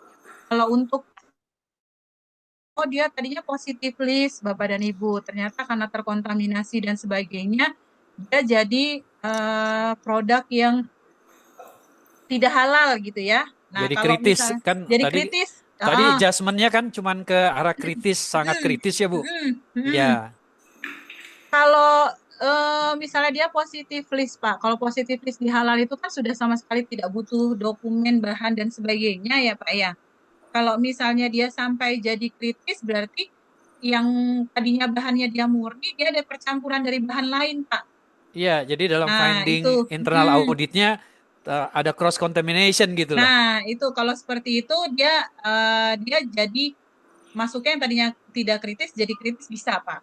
Gitu. Tapi pada dasarnya kalau misalnya ternyata bahan tersebut Bapak memang sudah masuk di KMA 1360, tidak ada kontaminasi dan sebagainya, dalam prosesnya pun dia positif, berarti keterangannya tetap positif.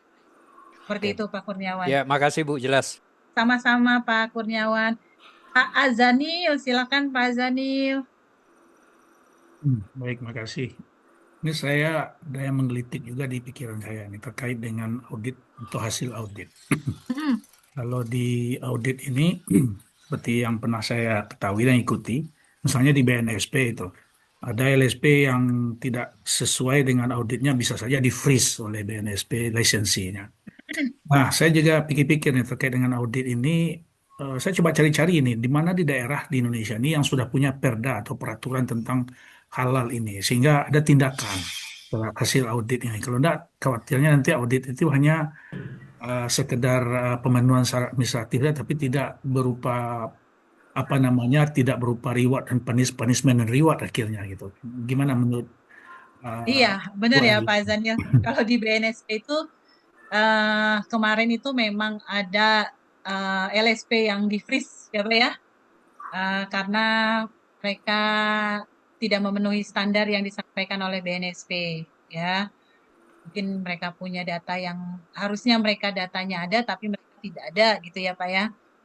Kalau di halal untuk tadi misalnya terkait laporan audit kita tidak bisa dipungkiri juga ya Pak ya. Mungkin ada beberapa pelaku usaha juga yang hanya mengirimkan hanya untuk sekedar laporan seperti itu, tapi tidak melaksanakan pengecekan langsung. Nah, tapi memang itu jadi kontrolnya di penyeliannya Pak. Jadi penyeliannya harus komitmen nih bahwa kalau ketika mereka harus mengirimkan regular report, mereka benar-benar harus menjalankan. Jadi benar-benar audit internalnya itu harus dijalankan. Ya, jadi bukan cuma oh ya udah penting kita mengirimkan aja deh, kita bikin aja laporan ininya aja iya gitu, tidak ada finding misalnya gitu ya.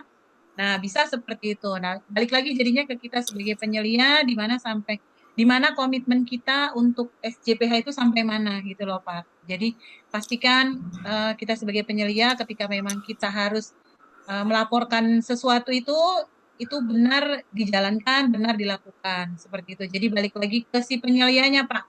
Makanya tugas dan tanggung jawab penyelia nih berat ya Pak ya sebenarnya.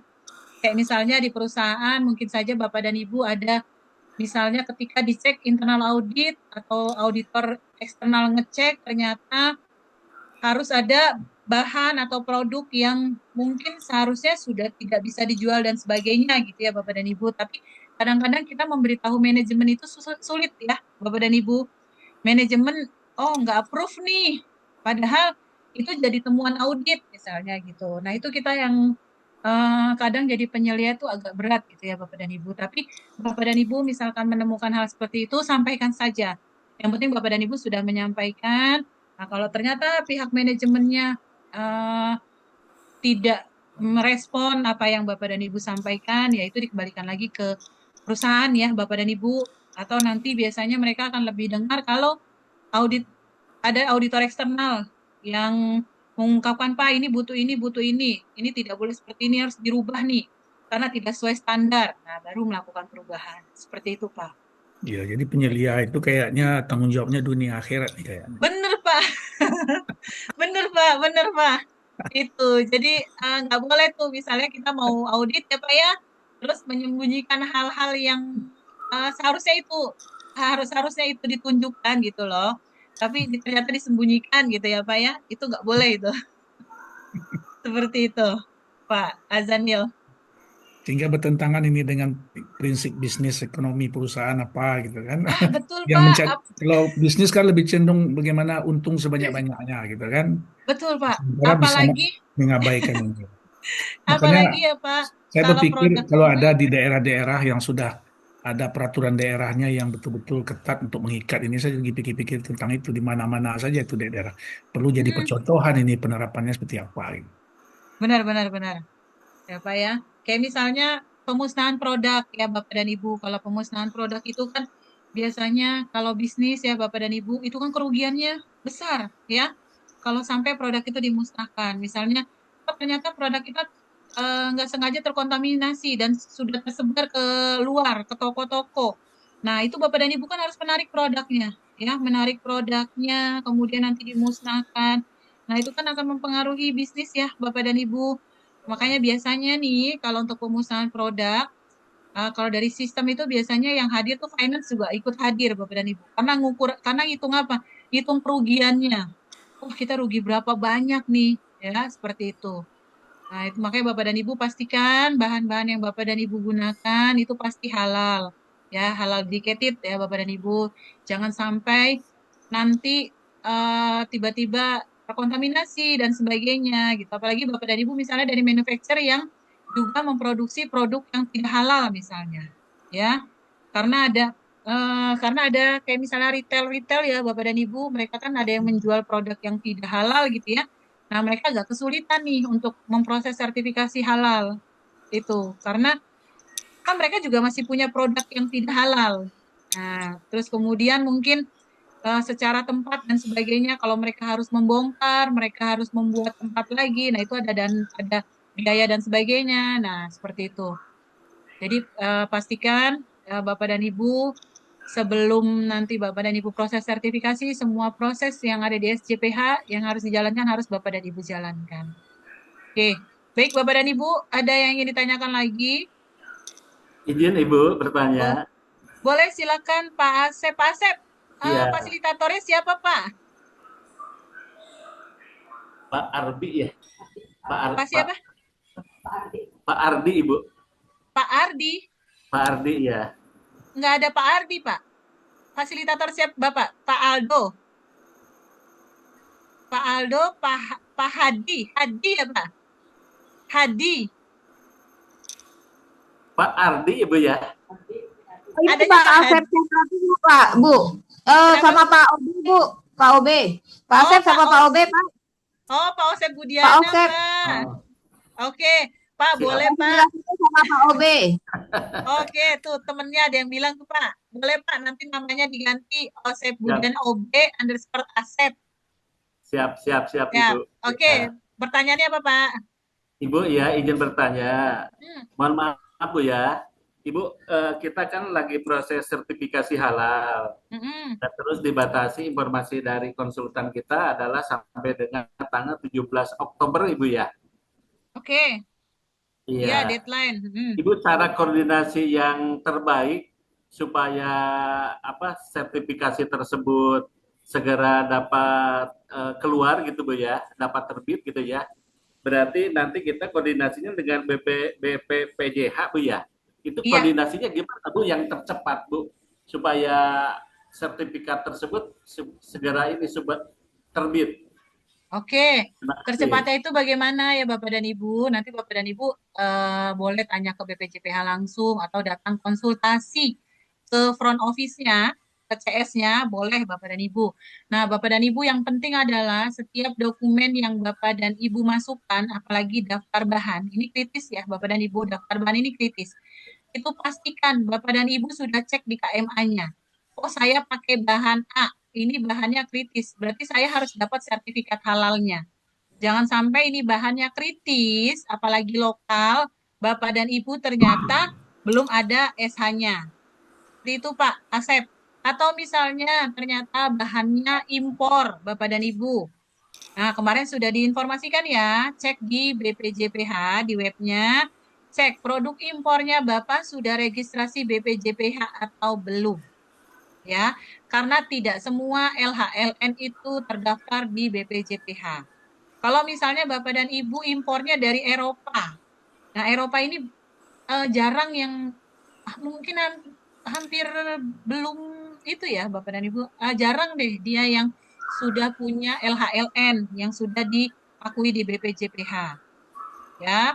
Tapi ada HFCE kalau nggak salah deh.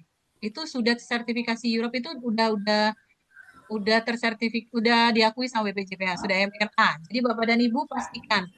Ya, jangan nanti Bapak dan Ibu ternyata lembaganya belum diakui, terus belum registrasi. Nah, makanya Bapak dan Ibu pada awal pembelian bahan, sekarang purchasing-nya diingetin nih. Ya, purchasing-nya disosialisasikan terkait dengan SJPH. Jadi biar purchasing-nya pas mau beli, itu juga ngecek. Bapak dan Ibu ambil IC dari purchasing buat jadi tim TMH, Bapak dan Ibu. Jadi nanti ketika dia mau melakukan pembelian, dia ngecek dulu nih, ini pembeliannya bahannya kritis atau tidak. Itu Bapak dan Ibu, ya. Atau dia ternyata masuk positive list. Karena terus pastikan lagi Bapak dan Ibu, semua bahan yang Bapak dan Ibu gunakan sekecil apapun pembeliannya, sejarang apapun, daftarkan saja di dalam daftar bahan. Misalnya Bapak dan Ibu ada bahan yang dibelinya cuma sekali, belum pernah beli lagi sampai sekarang. Daftarkan saja. Karena apa? Kita tidak akan tahu next ternyata si yang dibeli sekali ini akan Bapak dan Ibu pakai lagi.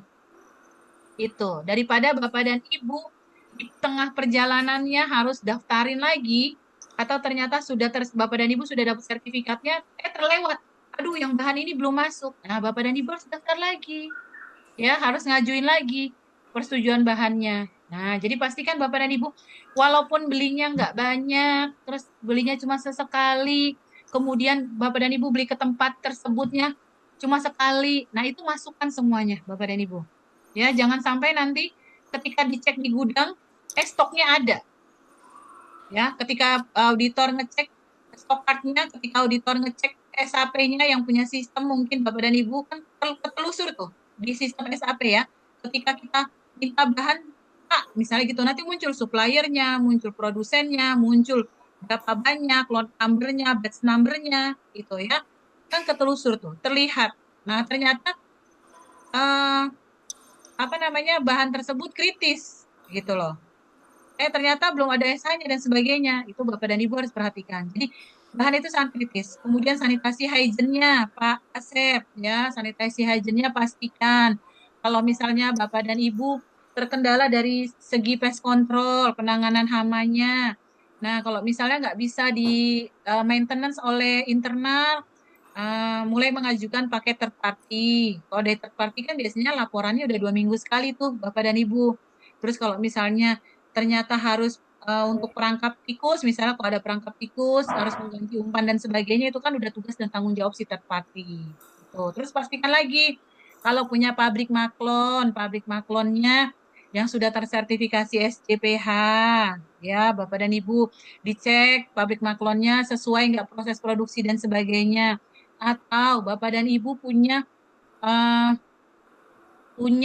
produsen yang bahan kritis. Nah, lakukan audit supplier. Ya, lakukan setahun sekali audit supplier. Nah, kalau di sistem ada tuh Bapak dan Ibu, audit supplier fungsinya untuk apa? Mengevaluasi supplier. Supplier ini akan kita tetap pakai atau dinonaktifkan. Itu, ya Bapak dan Ibu. Jadi ada evaluasi supplier. Lihat apakah pengirimannya sesuai jadwal, kemudian barang yang dikirimkan sesuai, terus kemudian dokumennya lengkap, ya. Boleh Bapak dan Ibu mengadakan proses audit supplier. Jadi setahun sekali diaudit di suppliernya, Bapak dan Ibu, untuk memastikan bahwa mereka bahan yang kita ambil dari mereka itu sesuai dengan SJPH. Seperti itu, Pak Asep. Jadi dibenahi, Pak, dibenahi internalnya, Pak. Jadi nanti ketika auditor datang, meminimalisir temuannya, Pak.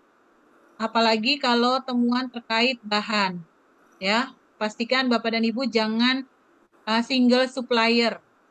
Ya, jangan sampai nanti ketika Bapak dan Ibu butuh bahan tersebut, Bapak dan Ibu yang daftarin cuma satu supplier doang.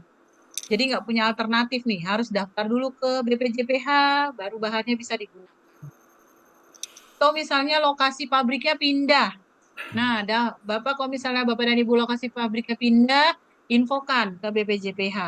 Nah, biasanya nanti ada audit ulang nih Bapak dan Ibu kalau lokasinya pindah. Itu, ya. Assalamualaikum. Salam. Nah, Seperti itu, Pak. buka sih Lebih banyak supplier akan lebih baik ya. kita kirim nang email rumah sakit Aisyah 50. Nah, sebentar, Pak. Sebentar, sebentar ya, Pak. Harus ada yang saya mute. Nah, gimana Pak Asep? Berarti lebih banyak supplier itu akan lebih baik Bu ya daripada single supplier. Betul Pak. Nanti kalau misalnya Bapak ternyata single supplier, ternyata supplier yang Bapak biasa ngambil, dia barangnya kosong. Itu. Nah, Bapak bingung kalau nggak ada alternatif suppliernya. Ya, jadi jangan single supplier. Atau misalnya Bapak yang biasa beli ke supplier itu harganya tinggi banget, Pak. Nah, kita sebagai perusahaan kan biasanya nyari yang murah ya, Bapak dan Ibu. Itu. Jadinya harus ada alternatif suppliernya, Pak Asep. Berarti nama supplier tersebut nanti kan akan teridentifikasi Bu ya di pengajuan sertifikasi ya? Iya, Pak. Siap. Begitu Pak Asep. Yap, terima kasih Ibu penjelasannya. Sama-sama. Bapak dan Ibu, ada yang ditanyakan lagi terkait audit internal sebelum saya ke evaluasi tindak lanjut? Izin bertanya, Bu. Boleh. Pak siapa nih? Saya kok nggak kelihatan ya? Fahrul. Oh, Pak Fahrul. Iya, oke. Pak Fahrul, silakan. Saya kan aktifnya di bidang resto. Kadang-kadang kan kita customer itu banyak yang suka akan stick, Bu. Sedangkan stick yang diincar para customer kan stick dari luar, Bu. Nah, Australia ya, Pak? Jepang juga ada, Bu. Oh, Jepang juga. Itu gimana, Bu? Sedangkan di mat kan masih dijual. Bapak ketika melakukan pembelian daging ini ada SH-nya nggak, Pak? Kadang-kadang ada, kadang nggak ada. Nah, sekarang Bapak, karena sudah mengenal terkait SJPH, Pak Fahrul, untuk produk yang apalagi ini kritis banget ya Pak. Menurut saya daging itu udah kritis banget ya Pak. Nah, itu Bapak sortir produsennya Bapak, ya, disortir suppliernya, produsennya yang tidak bisa menyediakan sertifikat halal diganti Pak. Itu. Jadi Bapak benar-benar harus cari produsen atau supplier yang menyediakan SH untuk si produk, untuk si bahan daging tersebut. Itu Pak. Udah banyak sih Pak. Udah banyak kok yang SH Pak. Mungkin Bapak bisa cari supplier yang agak besar ya Pak ya. Itu dia biasanya importir untuk daging. Mereka komit tuh Pak. Pasti ada SH-nya. Ada sipilnya juga biasanya mereka. Dokumennya lengkap. Itu. Nah, misalnya karena kayak gini kok. Misalnya dagingnya sudah ada SH halalnya, terus bumbunya juga gimana ya Bu? Nah, contoh ini kan kayak brown stock, ada yang ini Bu paketnya ini loh Bu, yang susah. Iya Pak, daging, bumbu, flavor atau seasoning itu juga kritis Pak. Itu ada di KMA 74 KMA 944 tuh Pak. Ya, jadi flavor seasoning itu wajib SH Pak. Jadi Bapak mulai sortir di DBH-nya, ya di daftar bahan halalnya, dikomunikasikan sama supplier dan produsennya. Kalau mereka tidak bisa menyediakan sertifikat halal, ganti Pak. Atau info ke mereka untuk mereka mengurus sertifikat halal. Itu. Ya, kalau mereka tidak bisa menyediakan, lebih baik ganti Pak. Karena Bapak nanti ketika proses untuk pengajuan di sistem, itu pasti udah ketolak sama verifikator. Apalagi nanti si auditornya sampai datang. Itu. Jadi udah banyak sih Pak, boleh searching dicek produknya BPJPH, daging-daging yang impor yang sudah ber-SH Pak. Itu. Siap. Biasanya kayak misalnya JUHF tuh Pak, yang dari India juga udah tersertifikat halal. Victoria yang Australia itu juga sudah tersertifikasi halal Pak. Mungkin bisa Bapak searching dicek produk halal itu, nanti buat Bapak hubungi nih si supplier nih, Bapak akan beli di situ karena dia sudah tersertifikasi seperti itu. Baik Bu. Ya Pak.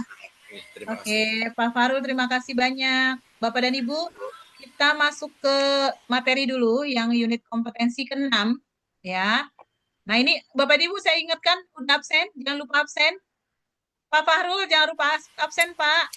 Siap, Bu, siap. Terima kasih, Bu. Siap. Ya. Oke, absen dulu Bapak dan Ibu, jangan lupa absen, masih materi yang unit kompetensi 5 ini ya. Kita nanti absen yang kedua di pukul 1, Bapak dan Ibu. Saya izin share screen untuk materi yang berikutnya ya Bapak dan Ibu. Sebentar saya buka dulu.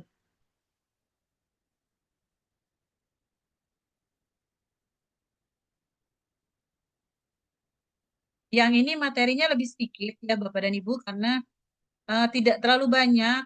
Cuma yang banyak kalau untuk di materi ini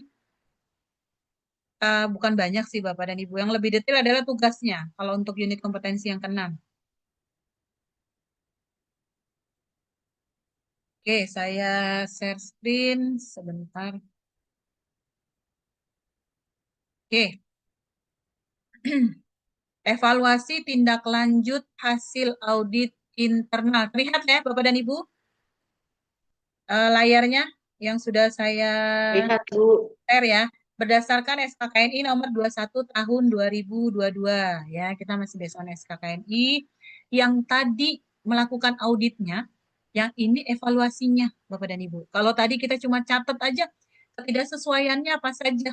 Terus kemudian mereferensi ke kriteria yang mana. Nah, tapi kalau yang ini Bapak dan Ibu harus mengevaluasi. Oh, akar penyebabnya kenapa? Oh, perbaikannya bagaimana? Oh, pencegahannya bagaimana? Capaknya ya, Bapak dan Ibu.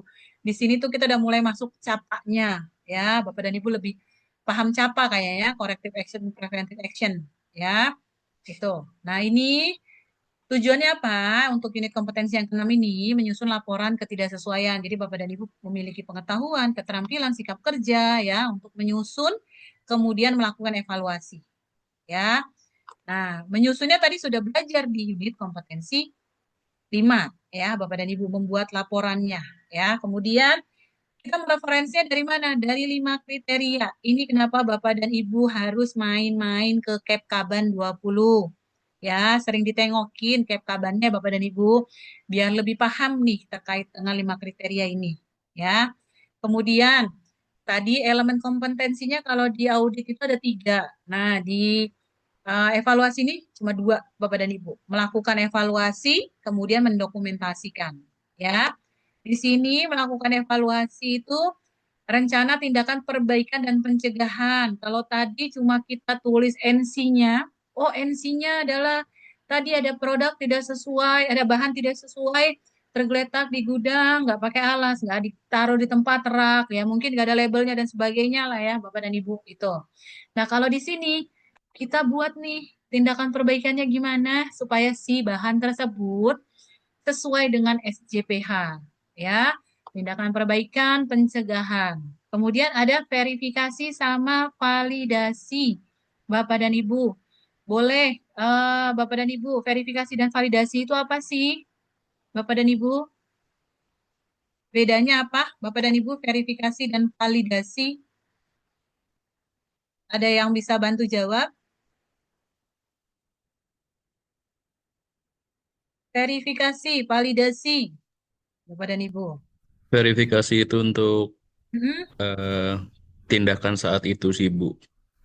Oke, kalau validasi Pak Kalau validasi itu melihat konsistensi sih, Bu, setelah ada perbaikan itu, apakah ada keberulangan atau enggak. Probasnas lah ibaratnya. Oke, biar nggak terulang ya Pak. Biasanya kalau temuan audit nih tahun ini ketemunya itu ntar tahun depan ketemu lagi ternyata. Ya. Nah, jangan sampai kita meminimalisir hal-hal seperti itu ya Bapak dan Ibu. Jadi jangan sampai hasil audit tahun ini ketika Bapak dan Ibu melaksanakan lagi tahun depan, ketemu lagi hal yang sama. Oh, berarti kemarin nggak efektif dong perbaikannya, pencegahannya ya. Ya, baik Bapak dan Ibu. Di sini jadi elemen kompetensi dari melakukan evaluasi di KUK-nya ada tindakan perbaikan pencegahan, verifikasi, dan validasi. Verifikasi tindakan perbaikan dan pencegahannya dilakukan sesuai persyaratan standar dan validasi hasil tindakan perbaikan pencegahan dilakukan sesuai standar. Kemudian didokumentasikan ya Bapak dan Ibu. Jangan sampai dokumentasinya hilang terselip Bapak dan Ibu. Kalau di sistem biasanya sudah rapi, harusnya ada lemari sendiri ya Bapak dan Ibu. Ada rak sendiri, udah ada bundlingnya sendiri. Biasanya seperti itu. Kemudian tindak lanjut hasil audit internal didokumentasikan, kemudian dokumentasi tindak lanjut hasil internal dipelihara. Nah, kita lihat nih Bapak dan Ibu. Oke, tindakan perbaikan itu tindakan yang dilakukan untuk memperbaiki ketidaksesuaian. Nah, kalau pencegahan, nah, untuk menghilangkan akar penyebab ketidaksesuaian, jadi jangan sampai terulang. Nah, kalau verifikasi, memastikan tindakan perbaikan pencegahannya sudah dilakukan. Kalau misalnya tadi katanya mau beli palet, berarti pas diverifikasi PO-nya sudah dibeli. Nah, validasinya apa? Oh, katanya paletnya datangnya 3 hari lagi. Berarti divalidasi sama Bapak dan Ibu. Cek langsung ke gudangnya. Nah, udah datang belum pada tanggal tersebut si paletnya? Digunakan untuk si bahan tersebut tidak? Atau bahan lain yang belum ada alasnya itu. Nah, jadi dipastikan ya Bapak dan Ibu pengujian kebenaran terhadap tindakan perbaikan dan pencegahan sehingga ketidaksesuaian tidak terulang kembali. Atau misalnya ternyata ada mesin yang harus diperbaiki atau harus beli mesin baru misalnya gitu ya. Rencananya itu dibudgetinnya akhir tahun, itu ditemuan. Kita baru bisa mesinnya datang di tahun depan. Nah, berarti selama itu temuan auditnya adalah open Bapak dan Ibu. Karena barangnya belum datang. Karena kan mereka perbaikannya adalah mesin itu mengganti mesin, misalnya gitu. Ternyata mesin ini kan bisa dibelinya di tahun depan. Dan di tahun depan di bulan apa, misalnya bulan Juni, misalnya baru datang. Nah, itu si auditor harus memastikan ketika di bulan Juni si barangnya udah datang, sudah ada. Itu, ya. Itu jadi tidak hanya diverifikasi tapi divalidasi. Nah, kalau misalnya terkait dengan SOP, SOP-nya harus revisi. Nah, berarti untuk validasinya seperti apa? SOP-nya sudah disosialisasi belum? Kalau sudah disosialisasi berarti harus ada bukti dokumentasinya, ada fotonya, ya ada daftar hadirnya, itu. Terus ada undangan sosialisasinya, ya seperti itu. Ada materi sosialisasinya, begitu Bapak dan Ibu. Oke, berikutnya di sini evaluasi tindak lanjut hasil audit itu mendokumentasikan hasil audit internal dan tindak lanjut perbaikan dan pencegahan. Yang dibutuhkan apa? Laporan hasil audit internal, laporan tindakan koreksi pencegahan. Nah, laporan tindakan koreksi dan pencegahan di sini digunakan tidak terbatas hanya untuk menindaklanjuti internal audit ya Bapak dan Ibu. Tadi yang seperti saya buatkan, saya contohkan ke Bapak dan Ibu tadi di layar, itu laporan audit ya. Jadi tidak hanya untuk audit internal, tapi untuk keluhan pelanggan, untuk manajemen review, tinjauan manajemen atau kaji ulang. Kemudian format laporannya mudah dimengerti Bapak dan Ibu. Terus memberikan informasi penjelasan tentang latar belakang penyebab permasalahan, penjelasan tindakan perbaikan dan pencegahan, tentukan PIC dan batas waktu. Nah, ini bentuk formnya seperti ini, Bapak dan Ibu. Kalau tadi kita lihat sepenggal ya, Bapak dan Ibu, sampai sini aja nih. Nah, kalau sekarang kita lihat keseluruhannya nih. Nah, ini bagian dari evaluasi. Mulai dari akar penyebab, perbaikan, pencegahan. Nah, ini sampai verifikasi dan validasi ini bagian dari evaluasi. Jadi kalau laporannya itu hanya sampai sini nih, sampai referensi. Ya, nah ini bisa digunakan untuk selain internal audit, mudah dibaca, mudah dipahami ya Bapak dan Ibu. Kemudian verifikasi dilakukan untuk memastikan bahwa tindakan perbaikan sudah dilakukan sesuai dengan rencana perbaikan, pelaksanaannya ada batas waktunya, ada waktunya ya, memastikan tindakan perbaikan efektif sesuai.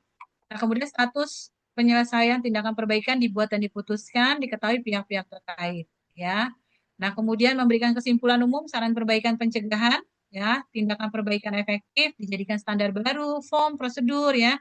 Terus kemudian LTKP harus didokumentasikan, kemudian dibahas dalam kaji ulang ya.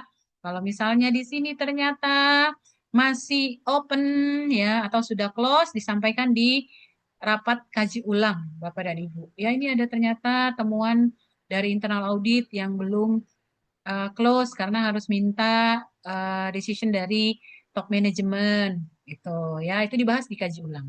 Ya, formnya seperti ini Bapak dan Ibu. Kemudian kaji ulang sendiri apa? Yaitu evaluasi aktivitas implementasi SJPH yang dilakukan oleh manajemen untuk memastikan kesesuaian, kecukupan, dan efektivitas bisa menjalankan terus berlanjut. Ada prosedurnya Bapak dan Ibu, jadi ada SOP audit internal, ada SOP kaji ulang atau manajemen review, ada tinjauan manajemen. Nah, yang sudah punya Bapak dan Ibu, masukkan saja terkait halalnya, ya. Itu jadi direvisi saja, jadi tidak perlu banyak prosedur Bapak dan Ibu. Pusing karyawannya, banyak baca prosedur, banyak form Bapak dan Ibu. Kadang karyawan, apalagi operator ya Bapak dan Ibu, mereka tuh suka mengeluh, ini kita mau kerja apa mau ngisi form, itu ya. Jadi kasihan. Saya pernah melakukan audit internal untuk saya dulu masih di manufacturer ya, karyawannya itu pasti selalu bilang, kenapa sih ini kan banyak banget yang harus kita tulis gitu. Kita tuh mau kerja bukan ngisi form gitu. Ya, mereka jadi karena kan penimbangan harus ada formnya. Nanti pas produksi apa ada formnya lagi. Mau melakukan ini ada formnya gitu ya Bapak dan Ibu. Seperti itu ya. Kemudian dilaksanakan sedikitnya sekali dalam setahun sama kayak audit internal. Harus sudah dilaksanakan sebelum Bapak dan Ibu audit eksternal. Ya, ini harus sudah dilaksanakan kaji ulang. Terus terdapat bukti tindak lanjut hasil kaji ulang, bukti kaji ulang manajemen dipelihara, hasil kaji ulang disampaikan kepada yang bertanggung jawab untuk semua aktivitas. Nah, inputnya apa nih pada saat kaji ulang? Bapak dan Ibu bisa membahas status kaji ulang sebelumnya. Apakah masih ada yang open? Itu ya. Kemudian perubahan-perubahan yang relevan dengan SJPH. Oh, misalnya ternyata ada regulasi baru. Nah, itu dibahas ya. Terus kemudian informasi tentang kinerja dan efektivitas sistem yang dijalankan. Sudah efektif belum sih SJPH yang kita jalankan? Nah, ini bisa dibahas. Kemudian ketidaksesuaian dan tindakan perbaikan. Apakah sudah di-close semua atau masih ada yang open? Ya, kemudian hasil audit internal eksternalnya. Kalau misalnya saat ini belum audit eksternal, berarti yang dibahas audit internalnya. Kemudian evaluasi kinerja supplier. Dibahas nih Bapak dan Ibu. Misalnya ternyata ada pas dievaluasi ada supplier yang kalau ngirimin bahannya tidak sesuai, harusnya bentuknya halus, teksturnya halus gitu ya, ternyata ada granulnya misalnya. Terus tidak pernah tepat waktu itu. Terus kadang-kadang stoknya kosong. Nah, ini bisa dievaluasi nih atau kok setiap saya beli tiap tahun harganya naik. Nah, bisa dievaluasi nih Bapak dan Ibu. Biasanya yang melakukan ini adalah procurement atau purchasing. Nah, yang mau audit suppliernya untuk tahu si supplier ini sesuai SJPH atau tidak, itu biasanya QA yang melakukan ya Bapak dan Ibu. Kemudian kecukupan sumber daya. Oh, ternyata Pak, kita di TMH kurang nih kalau misalnya kalau misalnya TMH-nya cuma 5 orang, kita butuh 10 orang Pak, audit sistem aja sampai 25 misalnya gitu ya. Itu nanti biar saya juga sebagai penyelia nggak terlalu berat Pak buat apa namanya mengkontrolnya gitu ya. Nah, itu dibahas. Kemudian peluang untuk melakukan perbaikan. Nah, hal-hal apa yang terkait dengan SJPH yang harus diperbaiki. Ya, karena tidak hanya cek dokumen bahan ya Bapak dan Ibu. Sebenarnya halal itu hampir mirip dengan kalau di makanan tuh hampir mirip dengan keamanan pangan sebenarnya Bapak dan Ibu. Sanitasi hygiene-nya, kemudian kalau misalnya ternyata di dapur produksinya pembuangan limbahnya tidak sesuai, itu juga jadi temuan Bapak dan Ibu. Jadi harus Bapak dan Ibu pastikan ketika mau diaudit eksternal nanti semuanya tuh clear gitu ya. Pembuangan limbahnya, terus cleaningnya, terus sanitasi hygiene-nya, atau misalnya nanti Bapak dan Ibu ada pencucian, validasi pencuciannya seperti apa, kemudian menggunakan media apa, nah itu harus dipastikan. Nah, terus ada lagi, biasanya mereka minta SOP validasi produk Bapak dan Ibu. Nah, itu Bapak dan Ibu harus siapin tuh SOP validasi produk, misalnya seperti itu. Itu ya. Kemudian outputnya apa? Keputusan dan tindakan terkait peluang untuk melakukan perbaikan berkelanjutan, kemudian kebutuhan untuk melakukan perubahan pada sistem jaminan produk halal, termasuk juga kebutuhan sumber daya yang diperlukan. Nah, kalau kaji ulang itu bentuknya adalah notulen Bapak dan Ibu, atau minutes of meeting-nya Bapak dan Ibu, MOM. Ya, biasanya kita nyebutnya kalau di perusahaan itu MOM tuh ya Bapak dan Ibu. Itu, nah untuk halal, Bapak dan Ibu memasukkan kriteria ini di dalam notulen meetingnya. Nah, notulen meetingnya formatnya bebas. Ya, Bapak dan Ibu silakan formatnya sesuai dengan notulen meeting yang sudah biasa berjalan di tempat Bapak dan Ibu. Tapi untuk halal tambahkan 5 kriteria ini masuk dalam pembahasan. Nah, tuliskan hasil pembahasannya. Itu ya. Seperti itu aja bedanya Bapak dan Ibu. Kalau misalnya mungkin Ibu tuh notulennya bebas, kosong, tidak ada yang akan diminta terkait kriteria atau apanya. Karena klausulnya juga udah banyak ya Bapak dan Ibu. Kalau dimasukkan semua dalam meeting, nggak kelar-kelar meetingnya. Ya. Nah, kalau di halal, Bapak dan Ibu 5 kriteria ini masukkan dalam notulen meetingnya, masukkan dalam pembahasan di kaji ulang, manajemen review, atau tinjauan manajemen. Seperti itu, Bapak dan Ibu, ada yang ingin ditanyakan? Kita masih punya waktu 6 menit sebelum istirahat.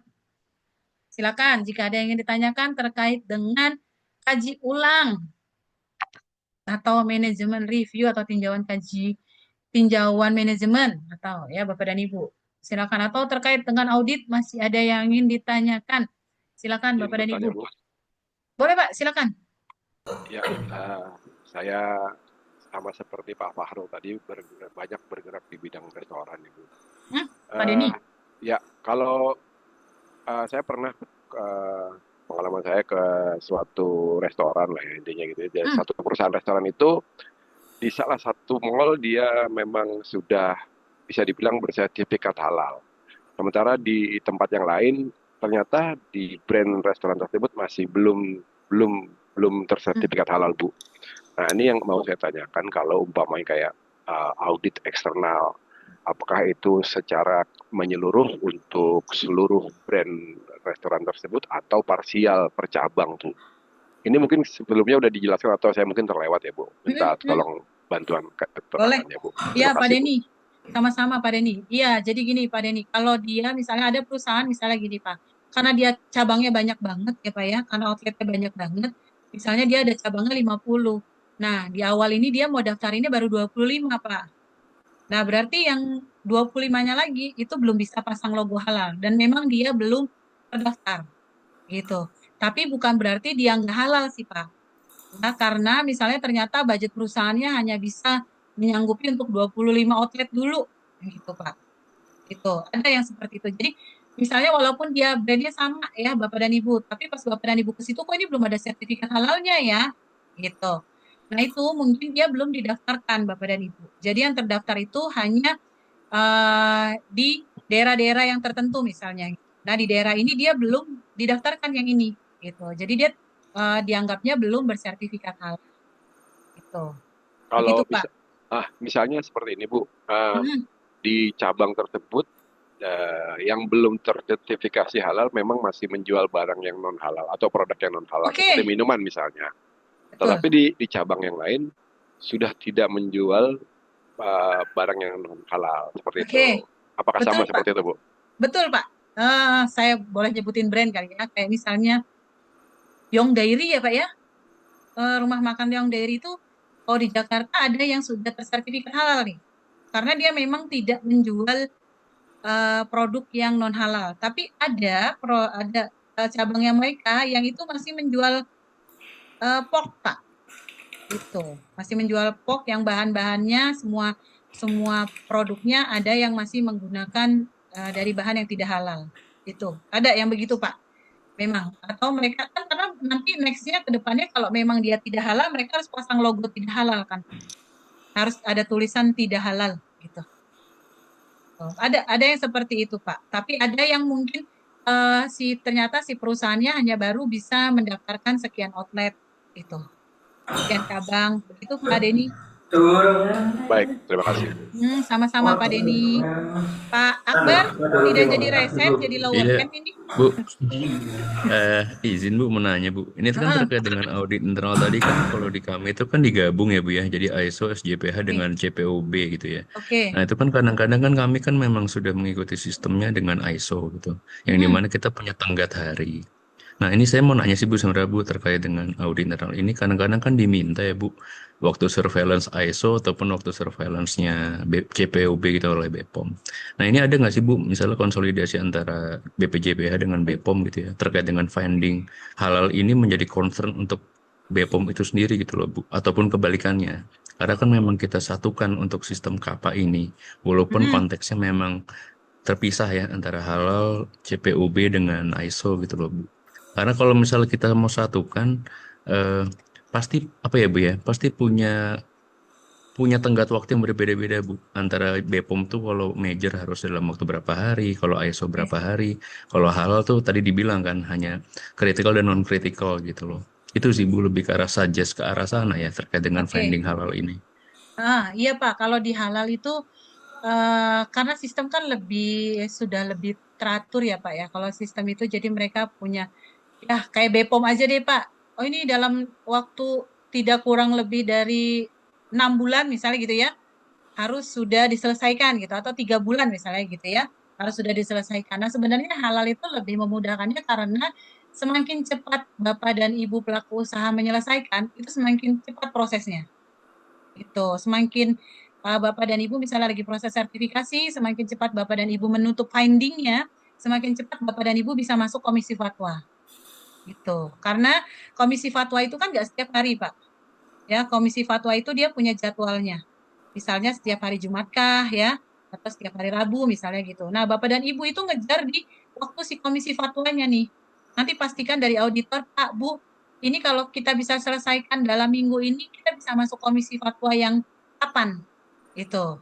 Nah, semakin cepat Bapak dan Ibu selesai menutup findingnya, itu semakin cepat Bapak dan Ibu masuk komisi fatwa, Bapak dan Ibu bisa terbit sertifikat. Seperti itu. Begitu Pak Akbar. Jadi, Ya Bu, gimana Pak? ada lagi Bu terkait misal seperti ini Bu. Misalnya dalam arti kita bikin fasilitas baru gitu ya Bu ya. Tapi dalam ranah perusahaan yang sama. Berarti kan mau nggak mau kita ada audit ulang. Betul. Nah, apakah misalnya kan dalam arti ketika dalam pembuatan lain baru itu kita akhirnya butuh konsultan. Dalam arti di sana kita minta nih misalnya LPH atau siapapun minta mock up audit. Apakah itu bisa dikatakan itu bisa jadi justifikasi gitu loh Bu untuk audit internalnya pada tahun itu dalam fasilitas baru itu menggunakan mock up audit Bu, atau memang kita harus ulang benar-benar audit internal di dalam karena ini kan menimbang fasilitas baru atau lain baru gitu Bu. Harus audit internal Pak. Jadi harus audit internal. Kalau dia ada fasilitas baru kan dia harus masuk sistem lagi nih Pak di Si Halal. Nah nanti harus audit lagi. Nah prosesnya sama Pak, prosesnya sama dengan Bapak waktu audit pertama kali harus menyertakan bukti-bukti audit internal yang terbaru untuk si fasilitas yang baru ini. Seperti itu. Begitu Pak Akbar. Bu, mohon Baik, maaf, Bu. Terima kasih banyak, Bu. pertanyaannya Pak Akbar ya Bu. Oke Pak Irsyad, silakan. Kalau merubah fasilitas tadi, itu audit eksternalnya dengan LPH kan? Iya, betul. Dengan LPH Pak. Yang diaudit apa fasilitasnya saja atau semua yang diajukan, yang semua pernah diajukan dulu, semua produk sama Pak, sama seperti Bapak waktu pengajuan baru Pak. Jadi jatuhnya Bapak akan diaudit ulang sama seperti waktu Bapak pertama kali pengajuan baru. Misalnya gini, saya pernah ya Pak ya mendampingi klien saya yang sudah lama banget, dia dari zaman LPH yang masih LPPOM dulu Pak, sampai kemudian akhirnya dia berubah lokasi nih. Tadinya di Depok, pabriknya terus pindah ke Bogor. Ya. Nah, itu kan fasilitasnya berubah ya Pak ya. Nah, kebetulan pas dia pindah di Bogor ini juga ada produk baru. Nah, jadi sekalian didaftarkan nih. Kalaupun misalnya nggak ada produk baru, tetap diaudit sama kayak awal Pak. Karena kan dia sudah ada fasilitas baru atau lokasi fasilitasnya pindah. Nah, itu harus diaudit lagi. Sama seperti kita pendaftaran pertama kali Pak. Itu. Begitu Pak Irsyad. Ya, siap-siap Bu. Terima kasih Bu. Sama-sama Pak Irsyad. Jadi Bapak dan Ibu kalau pindah lokasi harus infokan. Atau kalau ada fasilitas baru juga harus infokan. Karena nanti memang biasanya akan diaudit Bapak dan Ibu. Ya, untuk si fasilitas tersebut bisa halal dedicated gitu. Ya. Oke. Baik, Bapak dan Ibu, kita sudah 12.03 ya Bapak dan Ibu. Saya punya cerita pengalaman ya Bapak dan Ibu. Saya menemani klien yang di luar negeri. Dia itu saking di sana itu saking halal dedicatednya ya Bapak dan Ibu. Mereka punya lokasi sendiri benar-benar yang khusus halal. Sampai alat dan mesinnya itu mereka halalnya halal IDCP Filipina ya Bapak dan Ibu. Itu sampai halal itu terembos di mesin dan alatnya. Jadi itu produknya suplemen. Nah, dia untuk skupnya itu ya Bapak dan Ibu, di skupnya pun ada tulisan halal. Itu dia pakai IDCP. Halalnya Thailand. Itu jadi saking halal dedicatednya mereka sampai mesin pun mereka cari yang sudah tersertifikasi Bapak dan Ibu. Nah, seperti itu ya. Baik, Bapak dan Ibu sudah 12.04, kita harus istirahat. Ya, sudah azan sholat nih. Bapak dan Ibu di Alhamdulillah. waktu Indonesia Barat. Takut pada pusing, Bapak dan Ibu sakit kepala, boleh selesaikan tugasnya yang tadi. Alhamdulillah. Tapi nanti ada tugas dari saya, itu harus langsung selesai, ya, harus langsung upload. Ya, Karena template, deadline-nya nanti pukul 15.00. template-nya Bu, template-nya. Template-nya nanti saya kirimkan, Pak, sebelum kita masuk ke jam 1. Oke? Baik, Bapak dan Ibu, kita istirahat dulu, sholat. Bapak dan Ibu butuh stretching-stretching, ya. Itu udah dari pagi di depan laptop, komputer mungkin, ya, Bapak dan Ibu. Baik, mohon maaf jika ada kekurangan, jika ada yang masih dianggap belum sesuai, Bapak dan Ibu, mohon maaf. Terima kasih sudah menyimak materinya dengan baik, ya. Sudah diskusi dengan baik. Semoga nanti kita lulus semua, Bapak dan Ibu. Amin. Amin. Nanti tugasnya selesai semua, intinya tugasnya selesaikan dulu, Bapak dan Ibu. Ya, baik. Terima kasih banyak Bapak dan Ibu. Saya akhiri. Wabillahi taufiq wa hidayah. Wassalamualaikum warahmatullahi wabarakatuh. Kita masuk jam 1. Waalaikumsalam. Oke, Bapak dan